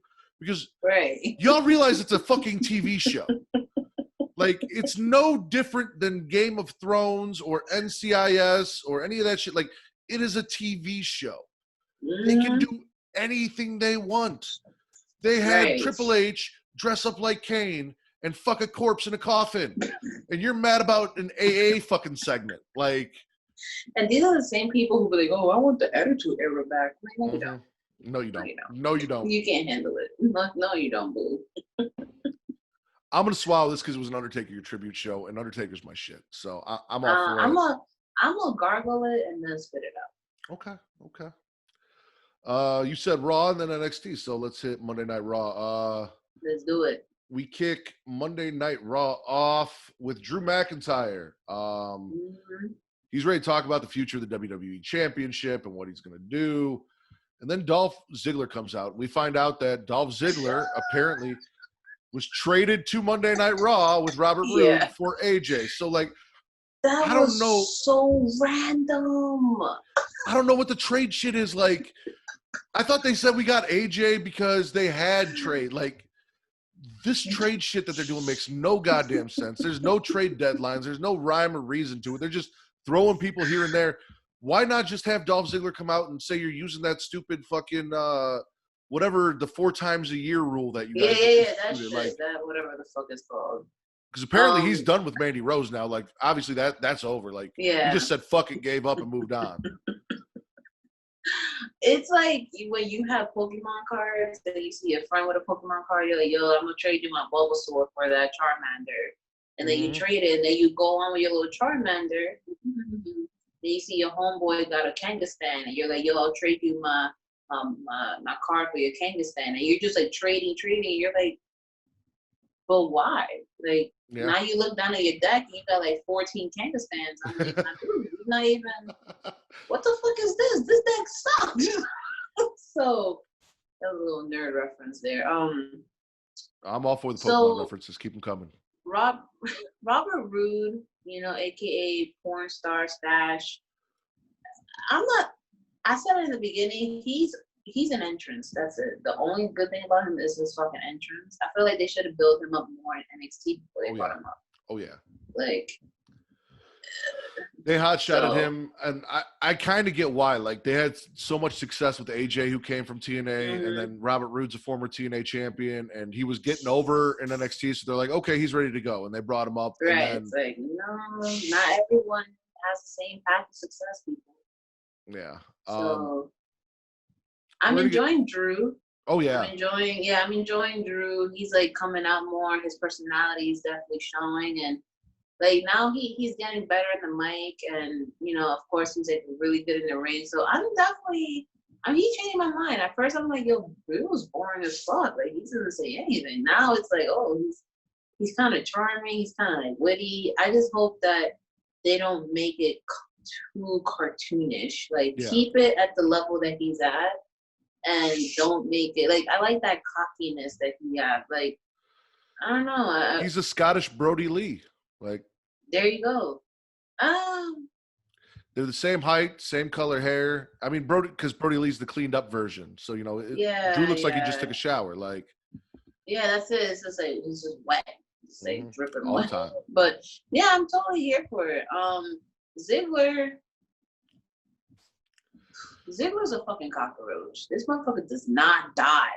Like, he just keeps popping up in random storylines. I'm like, yo, you need to sit your ass down, do something. Like,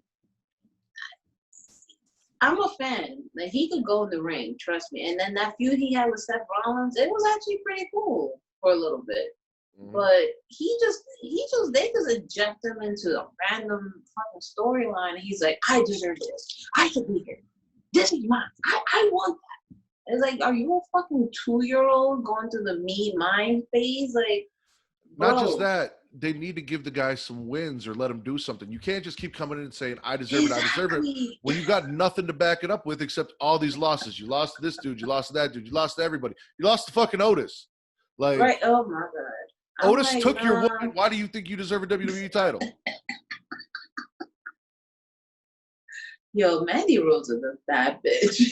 she is a baddie. Like, we talk shit about her because in-ring wise, but she's getting better. I'll give her that. She's getting a little better. She's getting better. I'll give her credit because she's improving, unlike Alexa Bliss. But, you know, Mandy Rose is... Yo, if she doesn't want to do WWE anymore, you know, she could do a little, do a little black, I don't know, a little dog fart network, you know what I mean? You know, she could, I'm just saying. She could make some money. She could make some money in other ways. There's places you can go. We're going to get Dolph Ziggler versus Drew at Extreme Rules, which I'm fine with. It'll be a good match. Like you said, Drew can go. Yeah. Dolph can go. It is what it is. There's nothing whatever, there. Yeah. It's just the next guy that Drew's going to beat. Honestly, I'm kind of mad that they didn't put the title on Bobby. Right, because we could definitely keep that feud going for a little bit longer. You could have carried that to SummerSlam and then put the belt back on Drew at SummerSlam. And finally that's given racism. Bobby his due, because this man was over in his first run in WWE and you didn't put the title on him. You made him fucking Donald Trump's avatar at fucking WrestleMania. And if that doesn't, no, you know what? You're Donald Trump's avatar. Do you guys realize, like, we had a WrestleMania match where Donald Trump had a black man fight for him and Vince McMahon had a Samoan man fight for him? Like, you had two rich billionaires pick out two minorities, put them in a ring, and make them fight it out. We did that at WrestleMania. Now I'm thinking about that shit. That's straight racism. You got your two white owners. Deadass had a fucking slave fight club going on. Yeah, like I've got my top fighter here from, you know, I got Bobby Lashley. He's the top guy on the plantation, and then he went and got a Samoan guy, and they put him in the ring and fought, and then losers shaved their head. Like that's what we. Bro, yeah, you know what? How come Vince hasn't been canceled yet? What's going on? Cancel culture don't exist, yo. Oh man, it's fucking ridiculous. Then we got some Nia Jax shit. We already talked about Nia. She's out here. Yeah. Yo, the girl needs to go back in the lab. She needs to train with Samoa Joe. She needs to train with Kevin Owens. She needs to train with Keith Lee. Like, listen, as a resident fat girl, I understand the knees are not built to last. All right, I get it. Mm-hmm. I get it that sometimes moving all that extra weight around is kind of hard. It is, but you're strong. You're physically fucking strong, and you can use that. Strong. Right. I mean, shit. Like, she be injuring people left and right, but she needs to train with someone who is just as big, who can carry themselves in the ring. I don't expect her to be doing flips and kicks. I don't expect her to be ricocheting the ring, but she could be a little slower. That's fine. I don't think she could. I don't think she could get a finger in her butthole. I don't think she could reach around for that. So. Yo, listen. Sometimes you gotta scoop. You know, sometimes you gotta scoop and reach down real low. You know, that's why we got wet wipes for a reason. Or a bidet, you know, go on Amazon, get yourself a little bidet. But she needs to train with someone who knows that, yeah, I'm big, but I can do things with my weight and my height that doesn't make me look like ass in the ring. Oh, yeah. You know? Yeah, I was excited because, you know, I'm like, yo, I love Nia. She's repping it out here. She's a different body type. She's fucking beautiful. But then you get a glimpse of, like, you know, the storylines they put her in, and then you get a glimpse of how many fucking people she be injuring. I'm like, yo, this chick is unsafe as hell. So I talked about it last week with Benji, and my take on Nia is, while there are a lot of injuries behind her, the way I look at it is, again, that Twitter mob mentality. Everyone jumps on her and talks shit. Oh, she's unsafe. In the end, if she, in my opinion, if she was really that unsafe, they wouldn't be people wouldn't be willing to work with her. Like, they don't have to. Kyrie keeps getting in the ring with her despite all this unsafe shit that she's supposedly doing to Kyrie. Now, I don't know if Kyrie still works for WWE or not. She's fucking off wherever with Bianca Belair and all the other people that they just kind of kicked off TV. But people keep getting in the ring with her. People keep doing. So there's got to be something there with her, whether it's a mutual respect or something. Like, there's got to be something there that they keep. Yeah, it's called The Rock. To work with her. Well, it's called The Rock's cousin. That's what it's called. So when Simone comes in, she'll have lost all her good favor. It's like, oh no, we got The Rock's daughter now. You're not important anymore. Exactly. They're like, we got a closer family relation right here. So, and then when the younger one ages up, they're gonna kick Simone to the curb. Like, yo, we got a newer version.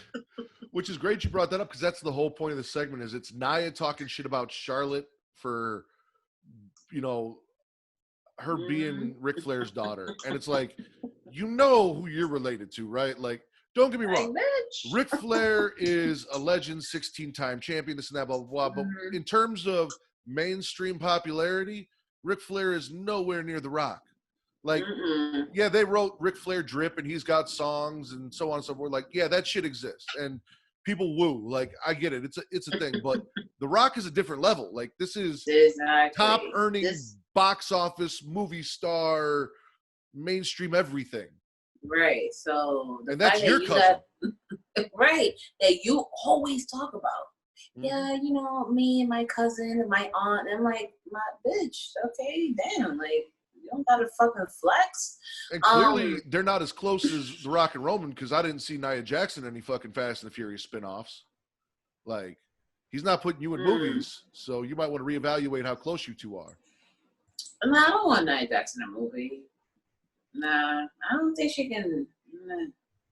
I mean, I know what kind of movie I'm gonna see her in, but not for the audience. I was gonna say, is that one of the movies that you guys could probably see underneath our videos on Pornhub? Yes, probably, yeah, like under the suggested list. Yeah. BBW Simone takes. All right, never mind.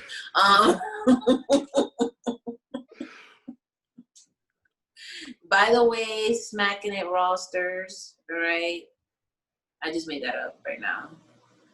This is a fucking joke. I'm not a creep. I'm not sexually assaulting people. Because now you gotta say that shit, because now people be like, oh, well, and I get it, because there are some jokes that they're completely just fucking wrong. Mm-hmm. But I feel like people try to be politically correct too often, where now it just comes off as disingenuous. And it's like, nah, I'm dead ass laughing, like fucking joke. All right. So, but yo, if she does want to do a movie, yeah, no, I'm with it.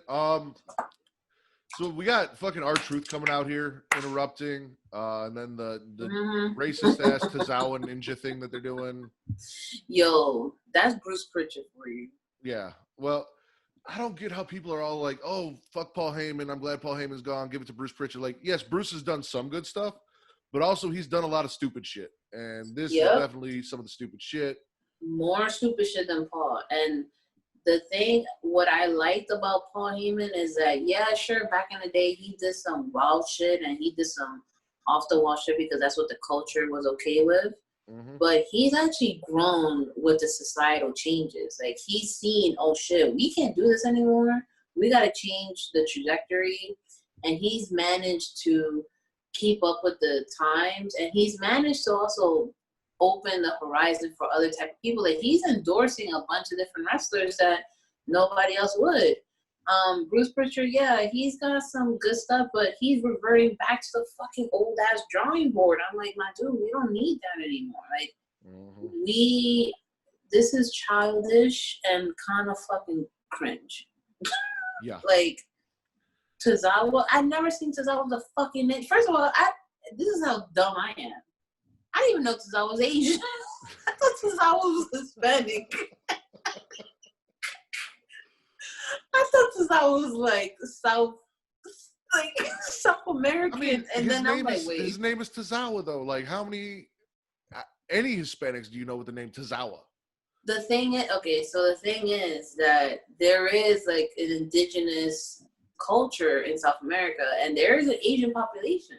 Okay. So to me, he looks, I'm like, yo, I thought this motherfucker was Venezuelan or something. Like, I thought he was from Chile, you know? And I never really hear him speak, so I never really put two and two together until I was like, wait a fucking minute, I was Asian. Hey, y'all got him in the fucking ninja racism. Absolutely. Speaking of racism, we got the Viking Prophets. They're kind of going back and forth. I actually weirdly like them. I weirdly enjoy it. Really? It's kind of entertaining. I'm not feeling the Viking Prophets thing. It's not doing it for me. But Zelina is listening to these two talk about how it's going to be all business when they get in the ring for the tag team titles. And she's got an idea for her boys now. Garza and Almas, Street Profits defeat the Viking Raiders for the tag team titles. And then Garza and Almas jump the champs. Viking Raiders run them off. So we're going from triple threat? Yeah, we went from Andrade versus Drew to now him being in a tag team, and this is actually a better tag division in the way they're using the tag division than what we're getting on SmackDown, so I'm not going to complain. I agree, and Zelina is carrying Raw. Yeah. Zelina and the boys, they are carrying Raw. I love Andrade. I love Garza. I love their little, like, the spats. They kind of remind me of, like, the two drunk dudes in front of the bodega. They're like, they dress clean. They're fucking confident. They're cocky. They're like, yo, I'm here. Zelina's a baddie too. She's coming out here in all these fucking elaborate ass costumes. I'm like, shit. Like, she knows her shit is fucking hot. And And she's fantastic on the mic. Like, you can't touch her as a fucking manager on the mic. And she elevates, like, you know, I understand that a lot of fans have issues when someone has you know, when English is their second language. And, you know, the fucking, oh, speaking, what? We can't understand you. I'm like, listen, you can't understand your bitch-ass grandma. Ain't nobody saying anything. But, but it's like, okay, Zelina's here to, like, you know, translate in a way. I love it. I love it. Let's see where it keeps going. I'm enjoying the Street Profits versus Viking Raiders because they look like they're having fun.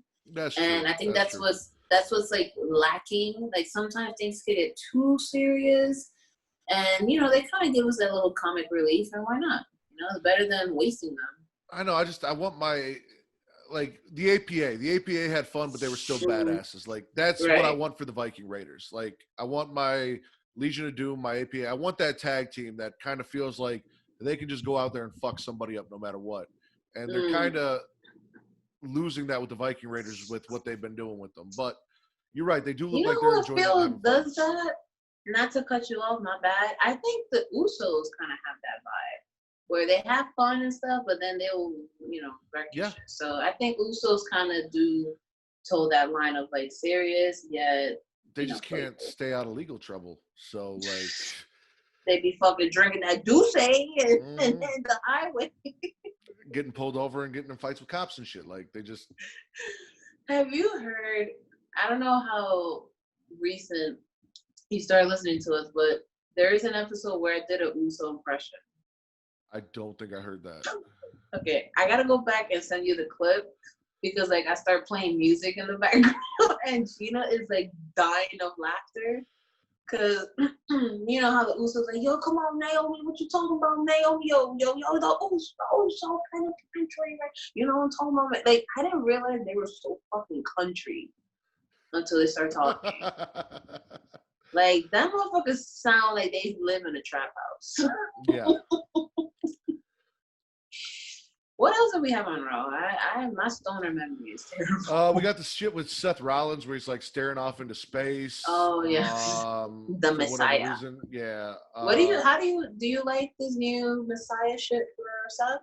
I like it better than what they were doing before the Messiah with babyface Seth Rollins, where you know that's true. He was Becky's bitch for a little while, like. That part. I like it better. They're doing something with them. I find it entertaining. I kind of wish they'd, like right now, we'll talk about, I think it was last week, Liv Morgan had that match and she lost. I don't think it was, oh no, that's this week. So we'll get to that. But yeah, I'd like to see them do more with him, like adding to his group and getting these kind of lost characters brought together and doing some shit with them.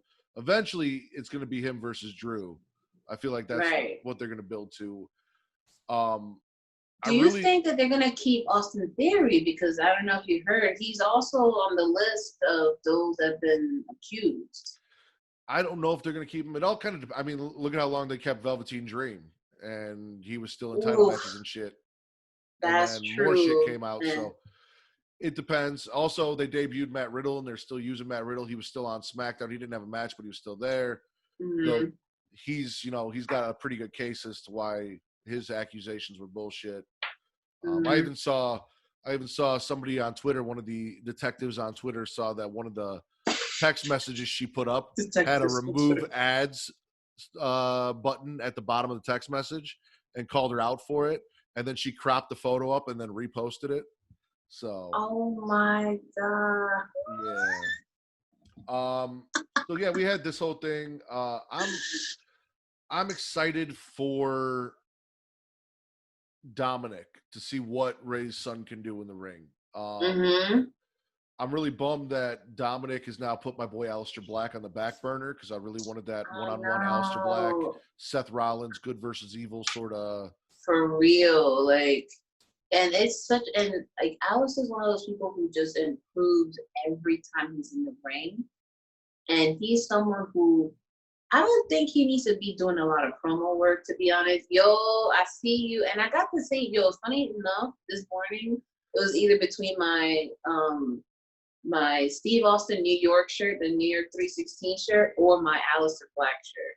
But then I'm like, wait, I wore my Aleister Black shirt on the last collab I did with Warren Hayes. I don't want people thinking I'm a dirty bitch and I don't got my shirt. So so I put this one on. Because people be like, yo, you wore the same shirt with Warren Hayes. I'm like, motherfucker, you wore the same pair of underwear. Nobody's saying shit. Like walking around here with fucking dick cheese and shit. Like, what the hell? This is not a charcuterie platter, sir. I'm all for it. I want them to do more with Aleister Black. He's got a lot. I mean, I loved him in NXT. That's where I fell in love with him. I kind of want them to bring back that Aleister Black, though, where he's sitting Indian style in the ring, and he's just kind of, he's got that, he's not cocky, but he's got that confidence of how good he is. Right. Where he's faking people out, and he's just, like, calm and chill about it, like that zen. But he's now I actually said this a while ago on an interview I had, and Aleister Black, if they book him accordingly and let him grow organically, he could be our generation's Undertaker.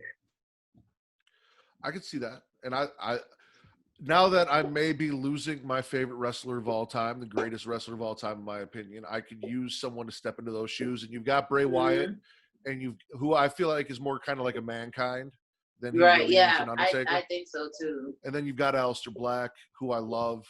So yeah, I'm down for it. Asuka finally beat Charlotte Flair. Finally fucking beat Charlotte Flair. Like, fuck the whole Nia attacks Charlotte and Charlotte's injured and she's going to be out. Asuka finally beat Charlotte Flair in a one-on-one match.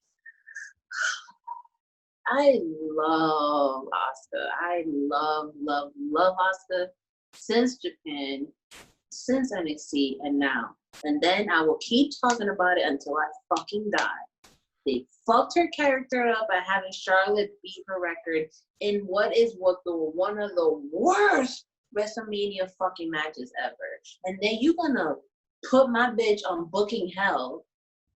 All right, that bitch was in booking purgatory for the longest. And then now, so I'm glad. I hope that they keep the streak, of Asuka whooping ass. It's got to come down to Asuka Shayna. Like, I feel like that. I know they said Vince lost faith in Shayna, but I feel like when Asuka's time comes, it's got to be to Shayna. Like, that's got to be where it goes. For sure. And they would definitely put on a match. Like, I feel like Vince, he doesn't, because Shayna's not the archetype of a female wrestler. She's not super feminine and she's not blonde. And, like, I'm like, yo, that's good. We don't need, like, first of all, Mr. Warden, please. If you are going to hire someone whose previous background is MMA, why would you expect them to change for your company? Correct. You have Sonya Deville, who has MMA background. You have Shayna, who has MMA background. You got that fucking lanky Kong-looking bitch, Jessamine Duke, with the, MMA background. You got that other chick, too. Marina Shafir. There you go. I'm like, and Rhonda. I'm like, why you're bringing them in. Why do you expect them to change for you? Yeah, no. And Shayna works so well on NXT. I don't understand why something works so well on NXT. You can't make it translate on the main roster. Why you can't bring it up and just do the same shit. Why you gotta add to it. Like, if it's working, it's working. If it ain't broke, don't fucking fix it. Exactly. And there was nothing to be fixed. If anything, Shayna's one of those, because I remember when she first came out, I was not sold on Shayna. I was not. I mean, I want to be pegged by her with the strap, but I was not sold on Shayna. Well, she is the queen of spades, so. It's like, I was like, I don't really like her. She looked like a foot, this and that. Like, she's kind of boring. And then she started improving in the ring, and I slowly started to be like, yo, I like this woman. And then to a point where I back her up. And she's someone who has shown steady progress and continuous progress, not only on her mic skills, but in the ring as well. And this is somebody who, she's different. Like, when you see a lot of people who've gotten organic pushes, it's because they're different. Like Kofi Mania blew up because he's different. He's a black wrestler who's entertaining, who's not the stereotype, you know? Becky grew because, again, she proved, she was like, yo, I'm a badass, I'm elastic or whatever. Like, people who have that organic growth, just like Velveteen and Keith Lee, it's like people see, oh my God, Keith Lee's my baby daddy. But we're going to get to that on NXT. Yeah, we'll get to that on NXT. And it's like people see that, like, yo, this is a different type of person, different type of wrestler. So, you know, hopefully when Vince gets COVID and gets intubated, we get Shayna. That's the plan. All right, so we're gonna speed things up here a little bit. Of course. We got a great promo from Edge where he's sitting in a ring. He talks about how he's gonna make, you know, the Rated R Superstars back. He's gonna make Randy Orton wish that Cowboy Bob Orton was shooting blanks the night that he was conceived. I died. It was fucking amazing. Can't believe they really had him said that. Randy Orton saying that if Edge and Christian want to live, they need to stay far away from the ring and far away from him. Then we do that whole thing where Big Show is, you know, I have this show and I've got this funny side, but I'm also still a monster, and he's all mad.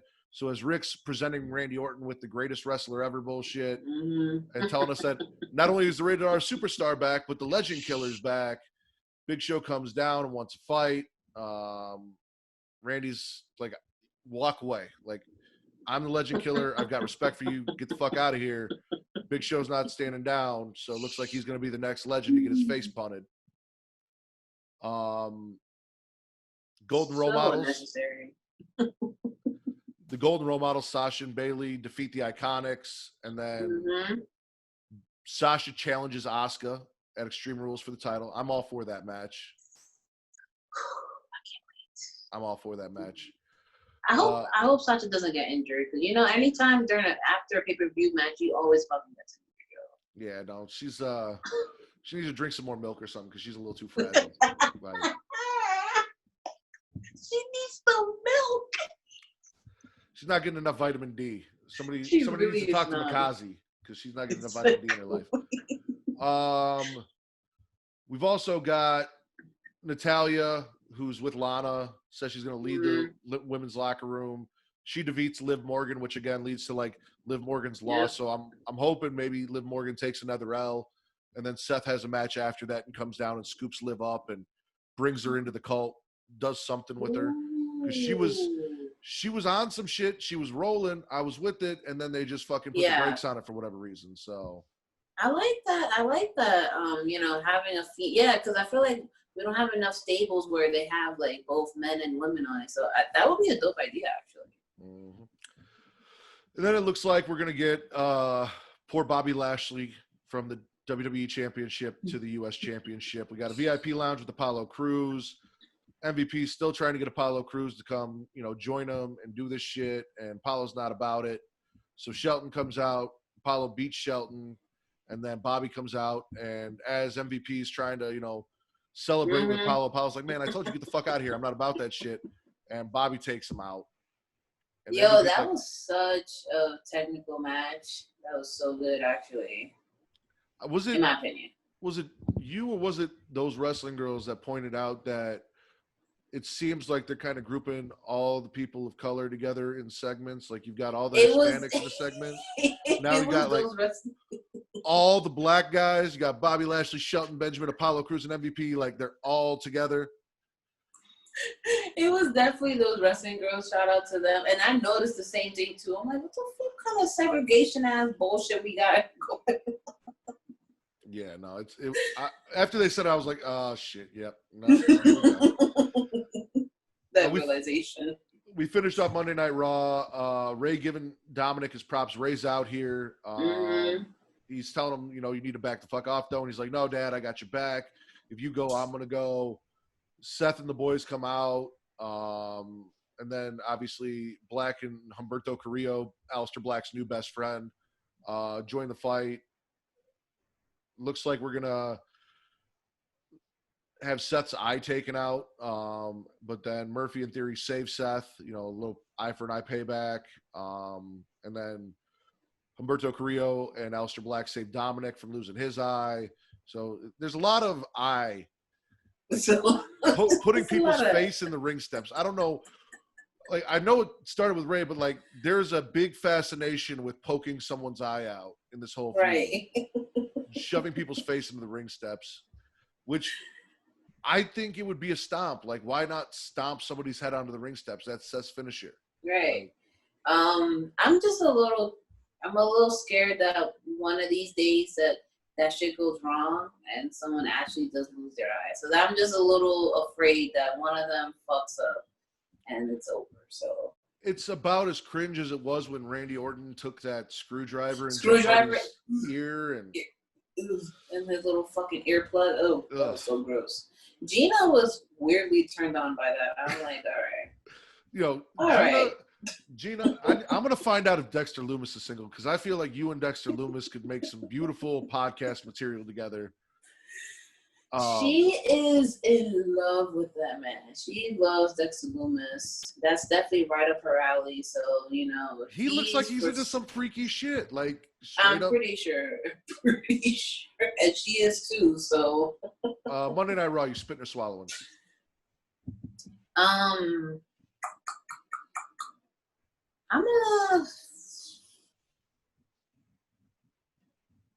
What I'm gonna say is I'm gonna swallow a little bit and then spit a little bit. Okay. Because it's like too big of a load, so I'm like, and then swallow the rest. Okay, I'm with you on that. Yeah, I mean, there was a lot of good shit here. I'm disappointed in what they're doing with Bobby Lashley, but I mean, and I don't really care about Drew and Dolph. It is what it is, but we got a lot of other good shit here. Charlotte finally lost to Asuka. That was a big plus. We got the Sasha challenge, the stuff with Ray and Dom. It's got Aleister Black in a featured story. I'm curious. They got me interested, so I'm with it. I'm going to swallow as well. NXT. I mean, we can talk about all the cool shit that happened, but really the most important thing, as we mentioned, the man who I personally believe could be WWE's next big megastar, a John Cena, a Undertaker, a Stone Cold, Keith Lee, retains his championship in the main event and is going on. He's going to beat Adam Cole in 2 weeks, goddammit, and become both NXT and North American champion. Vince pointed out that Keith Lee's obviously a Dragon Ball Z fan. He's got the Spirit Bomb and the Big Bang Catastrophe, which he changed. That the initials for Big Bang Catastrophe is BBC. So now I need them to start referring to the Big Bang Catastrophe as the BBC. As BBC. And I need Mauro Ranallo to start yelling like, he hit him with the BBC. Like, I need it. That's it. It's over. He hit him with the BBC. Mia, like, Mamma Mia, the BBC. My BBC. And then I can use that on Pornhub. Like, exactly. Oh my gosh. Oh, sexual attraction aside, I love Keith Lee. I mean, I was a little questionable when he said all lives matter, but then he clarified his statement. I'm like, oh, okay, all right. I almost lost faith in you, but then you picked it back up. Yeah, he's amazing. I mean, promo wise, he has like all these funny quips and the charm and the confidence. Okay, and then amazing. And then in the ring, like, exactly. And then it's like, you know, he's a big dude, but he can fucking move, man. And it's just like he can go with the small guys, he can go with the big guys. My favorite feud is with him versus Dijakovic. Yeah, I'm matches here for are it. Fucking bangers, man. They are. They truly are. Like, they fucking kill it all the time, and I'm here for it. And you know, it's funny, and I'm pretty sure you heard it, but my boyfriend does look like Keith Lee. Yeah, I know. I heard you guys talk about that. So they call him Keith Lee, and I think that's also a reason why I like him so much. I'm like, ooh, I have my own Keith Lee at home. So what you're telling me is that on a regular basis, you're basking in the glory. I'm basking in the glory. I will bask in. I was going to say, just for me, once I need to hear you come on a podcast and say you shouted that out at the end one night after you two got done. I'm trying to get him to fucking dress up like him. I'm trying to get him to wear the trunks, and the little zipper thing, and he looks at me like I'm not doing that. He's my idol. Cause he looks up to me. I'm like, I know, and That's I'm what gonna look up to cosplay you. is. Like cosplay, Right? you have a little fun with it afterwards. Like, You know, like I'm gonna look up to you too. You I was know, gonna say, if you know what I tell him, mean. just tell him, I need you to hit me with that Big Bang Catastrophe. I need that BBC. Like, come on, I need the BBC. hit me with it. You gotta clip this. You gotta clip this I section. will clip this one. This is what I'll put out there. We also had the Undisputed Era string where they finally have healed Roderick Strong of his fear of Dexter Loomis, and we reveal that I Kyle love it. O'Reilly is the therapist, like we didn't already know. I love it. But then we get to the match, and Dexter's just kind of standing there doing his shit, being Dexter Just Loomis, staring. all creepy as shit, following Roderick Strong around the ring.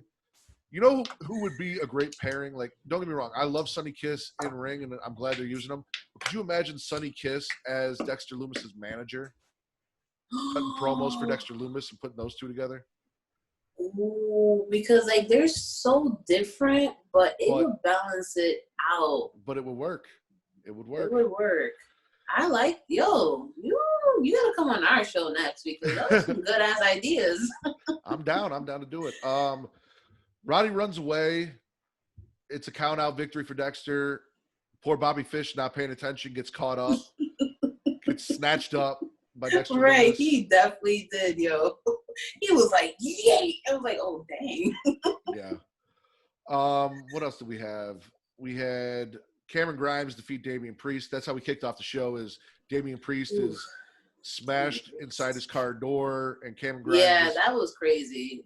This man, Cameron Grimes, is like the epitome, in my opinion, from the way they're portraying him as like the "don't take down my monument, Southern pride," sort of hairy, greasy, creepy. I'm pretty sure Cameron Grimes called Damian Priest a suspect. I'm pretty sure he said that. I'm convinced that I heard that right before he got attacked. Like, that was a hate crime. So we get that match, and Grimes gets the win. That was actually a damn good match. Like, Damian Priest has really come around. I'll talk shit about Cameron Grimes and his hairy ass all day, but the guy can go in the ring. He's talented as shit.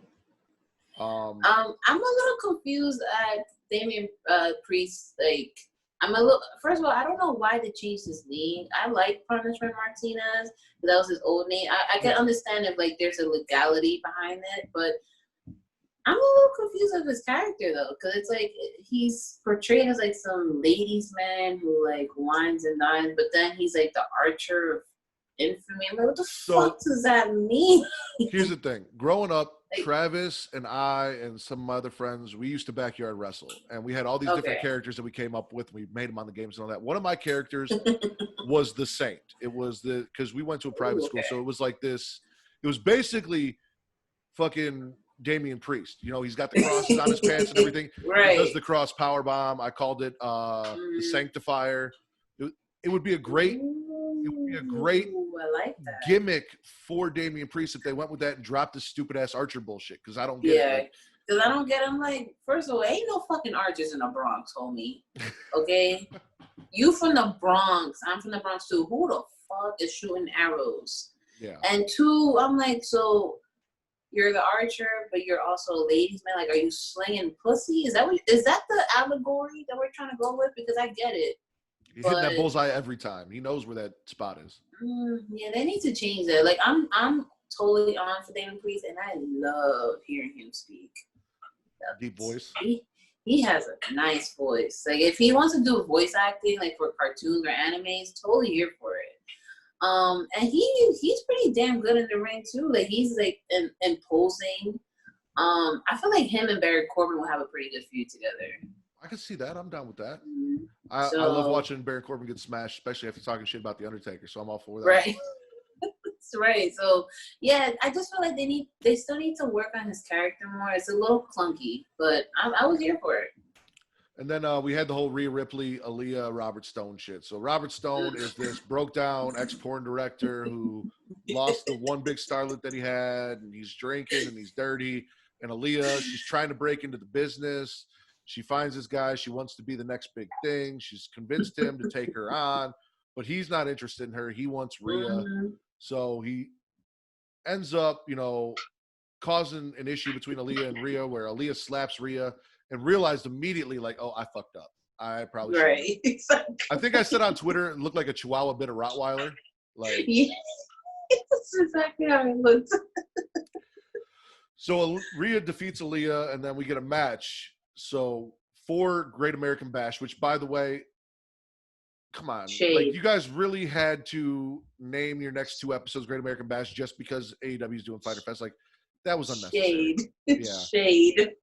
It's gonna be Robert Stone and Aaliyah versus Rhea. Yeah. If Rhea loses, she has to become the newest starlet in the Robert Stone brand. That's gonna be fucking hilarious. I'm gonna say that right now. And if we're getting a true intergender match, I'm looking forward to it. I want to see how they actually do this. So hopefully that opens the doors to other intergender matches that are not creepy. Well, we had that option with Nia, and they were kind of going that way, and then they backed off with her and Dean Ambrose after she debuted in the Royal Rumble. But girls like Rhea, girls like Charlotte, girls like Nia, who have the size and the power and the in-ring skill, could absolutely go with a lot of these guys, especially now that most wrestlers are my height. They're 5'8", 5'10". Like, right. No reason why we can't do that shit. What else did we get? Oh, we had the new tag team, the KC Express, Caden Carter and Casey Catanzaro. They lost to Dakota Kai and Giant Gonzalez. She could totally wreck my shit. I'm sorry. She's that's a tall glass of horchata right there. Yeah. She's fucking Sonya Deville on steroids. Like, exactly. That's exactly what she looks like. And she needs a little, like, she's still a little green. Like, there are spots where she misses certain cues and stuff, but I feel like with enough training and enough work with her, she can definitely be like the next dominating one. Casey, what are they called? The Casey Express? Yeah, because Caden Carter is Casey, and then Casey Catanzaro is Casey. So they're both. I didn't even know this. Express. Yeah, I didn't either. I think Vince on the Smack Raw podcast pointed that out when I was listening to their NXT recap. So shout out to Vince. Man, that's okay. I get it. I'm not sold on them. Okay. Caden Carter, I mean, I'm about that. Like, I like the way she looks. She's got some moves. She killed it in the Mae Young Classic. She does have, I don't know, you know what, she reminds me a lot of Ember Moon, kind of. And I miss Ember Moon so bad. Like, I was all about Ember Moon. That was my girl. So we got that match. Then Dakota Kai calls out Io Shirai. I love Dakota Kai. Like, that turn that she did I was there for that. You were in person? It was in Chicago. War Games was in Chicago, and my boy Phil, who works for a local organization, got me tickets. So he got 2 tickets, and I got to be there live for that shit, and it was fucking amazing. Yo, did you mark the fuck out? Oh, I did. When she turned? Oh my God. After that, I was like, I'm here for Dakota Kai. That's it. This is the most important thing that they've done with her character. And she's been killing it ever since. I love it. Even when she came out with the little slammy, like the NXT and the Year Awards, and she was just, I don't give a fuck. Like, it's good. I just hope that they don't bury her too much under Raquel Gonzalez. Yeah. Last couple things. We had the big boy match. We had Karrion Kross defeat Bronson Reed, the resident thick boy. It's thick boy season. Yes. I'm glad they gave Bronson Reed some offense here, and they didn't just squash him. Like, they let these two kind of go at it. They let Bronson do some shit. I like Bronson, and Karrion is great. I mean, I love the entrance. I love Scarlett, so I'm good with it. And your girl, Mercedes Martinez, had her promo return bid package. Love it. As I've said to you guys, Mercedes Martinez looks like someone who doesn't take no for an answer and probably owns a shit ton of strap-ons. I think her might be competing. She reminds me of like the Puerto Rican mom on the block who's like beating her kids because they're bad as shit. So yeah. Overall, NXT, spit or swallow. I'm swallowing that little twice. Oh, we also had the poorly named Santos Escobar. Oh yeah. With that racist ass shit. And the Legado del Fantasma. So they got a name for the group. Yeah. Del Phantasma. I'm like, okay, all right, I get it. Yeah. No, I'm with you. I'm swallowing NXT all day. I'm gonna go out and say best show of the week was NXT. Keith Lee and that triple threat match sealed it for me. But there was a lot of great shit. We had a lot of good wrestling this week. There was a lot of good shit all around. But I mean, NXT smashed it in the ratings. Not that I give a shit about the ratings, but they killed it. Yeah, I don't either. But they're consistent. Like ever since the pandemic started, they've been consistently giving us good stuff. Like NXT, with or without crowd, they just been killing it. Yeah. All right, we gotta end this. I promised my wife I would. I know. I'm sorry. I'm sorry, Mrs. Smackin it. Listen, it's all good. I told her I'd walk the dogs with her before she went to her dentist appointment, so I got like 5 minutes. So please let everyone know where they can find the Deadass Girls, why they should listen to you. Plug your shit. All right.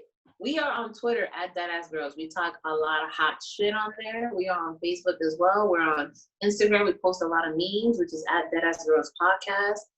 If you want to listen to us, we're on SoundCloud. You know, we're dropping that SoundCloud link. We're on Anchor. We're on Spotify, Google Podcast, Apple Podcast, wherever. Just Google Deadass Girls and you'll find our shit. Why you should listen to us?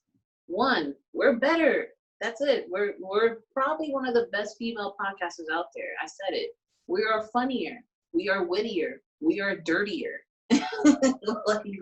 Let's do it. And also, if you want a perspective on other topics from two women of color from New York City, why not? So check us out. Join the Deadass family.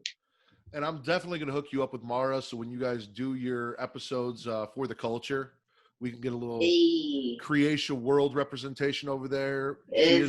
For sure. She is our New York.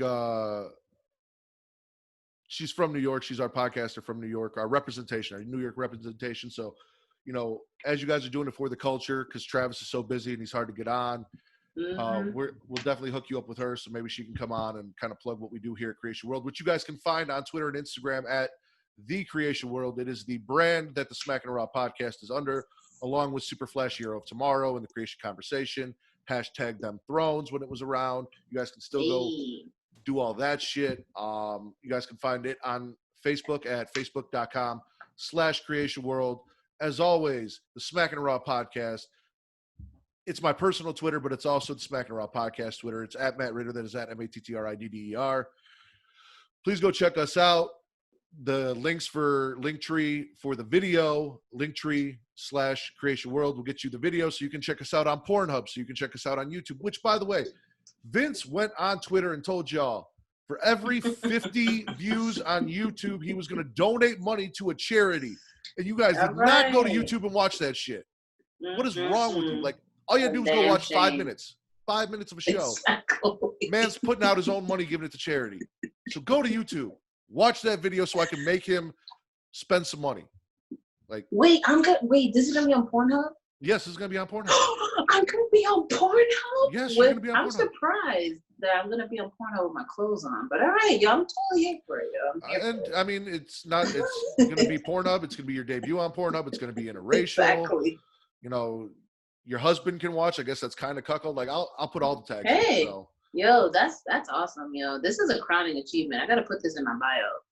You guys can find the audio for the Smackin' Raw podcast at Linktree/Smackin' Raw. That'll tell you where you guys can get all of our shit. And of course, Facebook.com/groups/Smackin' Raw. We do chats for all the shows. You guys can get in there and talk and have fun. I got 2 tournaments, one going on Twitter, one going on Facebook. It's the same tournament. It's a brawl for all. It's fun shit. So go vote on that. Yes, I love it. Great fucking categories. That's all I got. So unless you got anything else you want to leave our listeners with? Wear a mask, wash your ass, wash your hands, and don't be racist. For Jizzy of the Deadass Podcast Girls, I am the Warden, Matt Ritter, and today we are Smackin' It Raw, and we are the #1 wrestling podcast on Pornhub. Hey, Smackin' It Raw, baby.